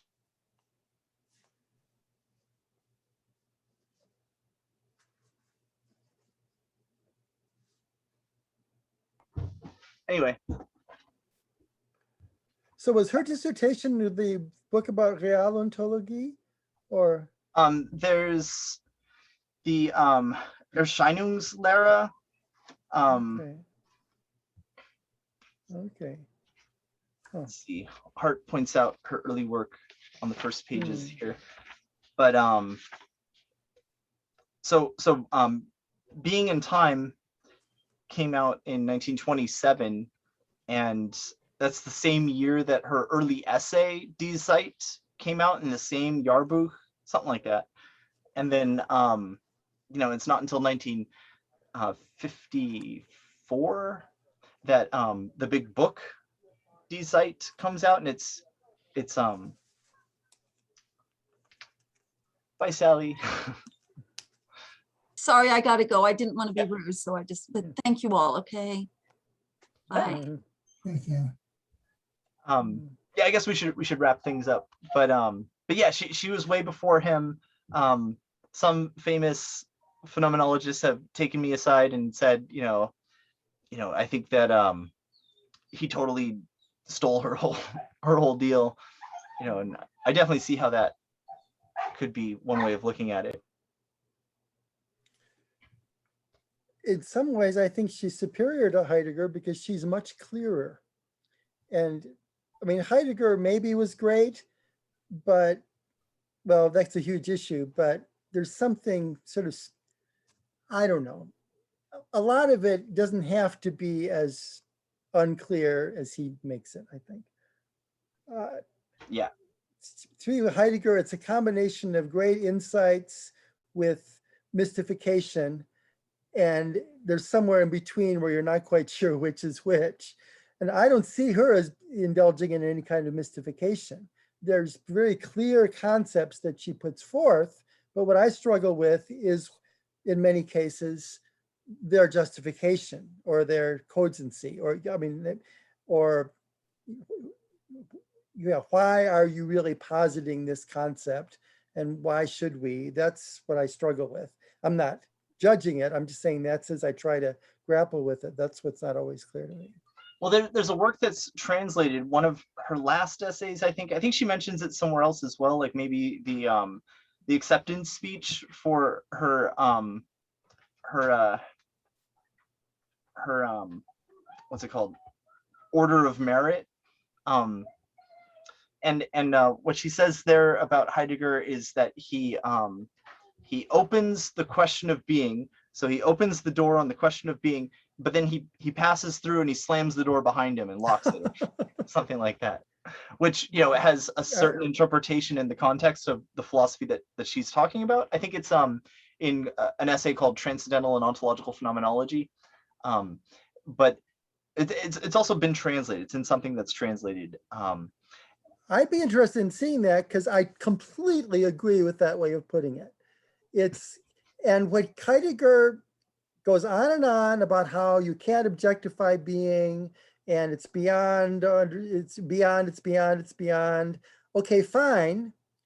But wait a minute, you're talking about it. So that's where and I think that's when I hear her talking about slamming the door, well, that's the way he goes on and on and on about, oh, this is beyond concepts, and it's beyond. And that in a sense is true, but then, so what? That doesn't mean we can't come up with something. That doesn't mean we can't come up with some concepts we can acknowledge their limitations, but what is thinking if not trying to clearly define some interpretation and to reach a conclusion as best you can, even though you might need to acknowledge humbly that, you know, there are certain insuperable uncertainties. But he won't do that. He just wants to toss out all this rhetoric about how, you know, we have to be so careful about, you know, we can never really put our finger on this. And he goes on and on and on about that. And I think that's the irresponsible mystification. You should acknowledge there are limits, but then do what you can with what you have. And I see her doing that. I think the essay actually is called Speculation and Phenomenology. I'll send it around. Interesting. And it's a short one, that one. I think she's also maybe said it elsewhere. Well, that's a really interesting title because that's exactly what Jim keeps talking about. Yeah. Is this really phenomenology? A lot of people would say it's not. Now, he is clearly sensitive to that issue, but he is clearly not going to jump on that bandwagon. Oh, this isn't really phenomenology because this is mere speculation. Well, And here's the thing. I think it is true to every methodological point about essence analysis and regional ontology and the whole project of phenomenology, and even the more general meaning of science of phenomena. But it's there. See, he keeps saying that there's essence analysis as well as horizon analysis, and that's really interesting methodologically. You know, she's doing this reduction, and that makes it phenomenology. So I think it's phenomenology and this more like inverted phenomenology. You know, this expansion in addition to this reduction. And I actually have taken that as indicating another kind of method that I see deployed in other spanned things that are happening in phenomenology, like the phenomenology of time in the lectures on inner time consciousness, and in the phenomenology of space in Ding und Raum, in a thing in space. Husserl talks about these twofolds. There's all these like twofoldedness and double continuities happening in the stuff on time, as well as in space. He goes back to this like two kinds of motion, like an in-out motion and rotation. And it's really interesting to think of like how there's not just reduction happening for the purpose of essential insight, but also seeing how essential insight then applies to the world.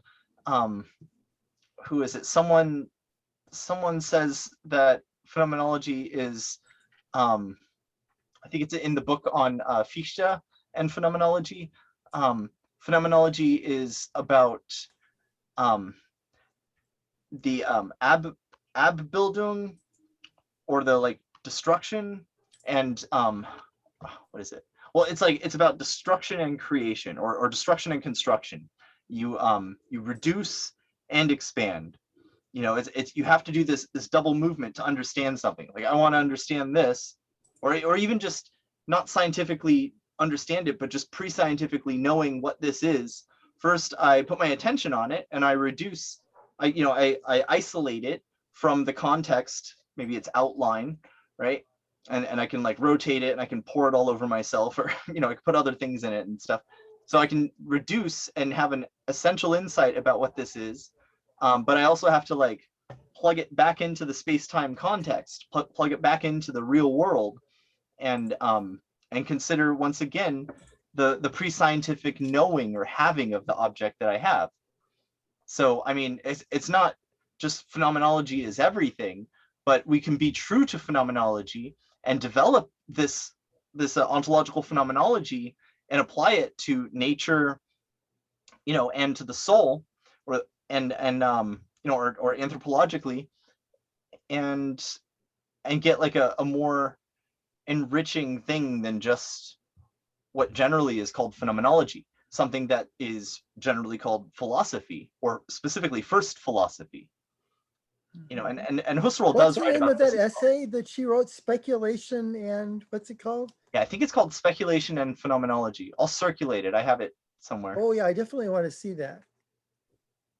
And Yeah. like I said, having known Jim since like 1976, that's right, I met him in 1970. Yeah, and this is something we talked about a lot. I was really interested in Whitehead. We kind of talked about that. I just know that that's something that he has very, very much been engaged with and struggled with from the beginning.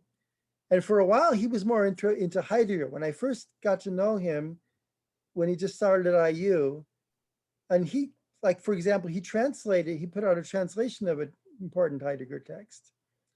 But he gradually moved more and more to Husserl. And I remember one time when he was working on it, he said, Husserl isn't a mountain, it's a mountain range. and we would talk about a lot of these issues, and I guess I'm repeating myself, but speculation and phenomenology, what are they? And when you're getting into things we might call speculation, what evidence is there for those kinds of conclusions? Like, for example, Whitehead is a kind of panpsychist. What kind of evidence is there for some conclusion like that? And it seems, at least at the outset, that is completely outside of phenomenology at the outset. But then does that mean it's a meaningless question? Does that mean we have nothing to say about it? We have no basis whatsoever to form those ideas or to verify them? That's an important question. Well, so Paul Ricoeur, and I think you find this as well in Merleau-Ponty with the whole methodological distinction between reflection and speculation. But speculative philosophy is a really important part of philosophy. It's an integral part of philosophy. And I think a lot of times we get caught up in the other thing, which is reflection or critique or criticism, and in other words, like reduction. But speculation has to do with the novelty and unfolding and evolution of thought, and the proposing of new systems, new methods, and so there's Merleau-Ponty. He talks about this in The Visible and the Invisible. In early chapters, there are multiple chapters about this, and but Paul Ricoeur is someone who says that the full hermeneutic circle has two sides, and it's not just about the hermeneutics of suspicion represented by folks like Freud, Nietzsche, and Marx, but there's this positive side of the circuit, and that's represented by people like Hegel and other individuals. And I think especially the concept of a primary affirmation that he takes from Jean Nabert. There's a side for, and of course he's like a Christian thinker, right? But charity and things like that are what you need, for a good interpretation of something, and a good interpretation brings you closer to reality. It gives you insight from the knowledge of the thing itself, but it also gives you your relation to the thing itself, or its proper place and your place in relation to it, reality, real relevant relations. So speculation is really important. And all along, really, phenomenology is about seeing, which is actually, has its speculation built into it. Sorry, we have a puppy. So the two dogs are interacting. It's very tricky. But I guess we should wrap it up, and maybe we can just work over email when we'll meet again. I think we've maybe set a date the previous time, so Okay. a couple Fridays from now or something. Okay. Yeah. Okay. Bye-bye, everybody. Bye. Thanks a lot. Thank you guys so much. I know I don't contribute a lot, but I really appreciate all the discussion. Oh, Stay thanks. well. Okay.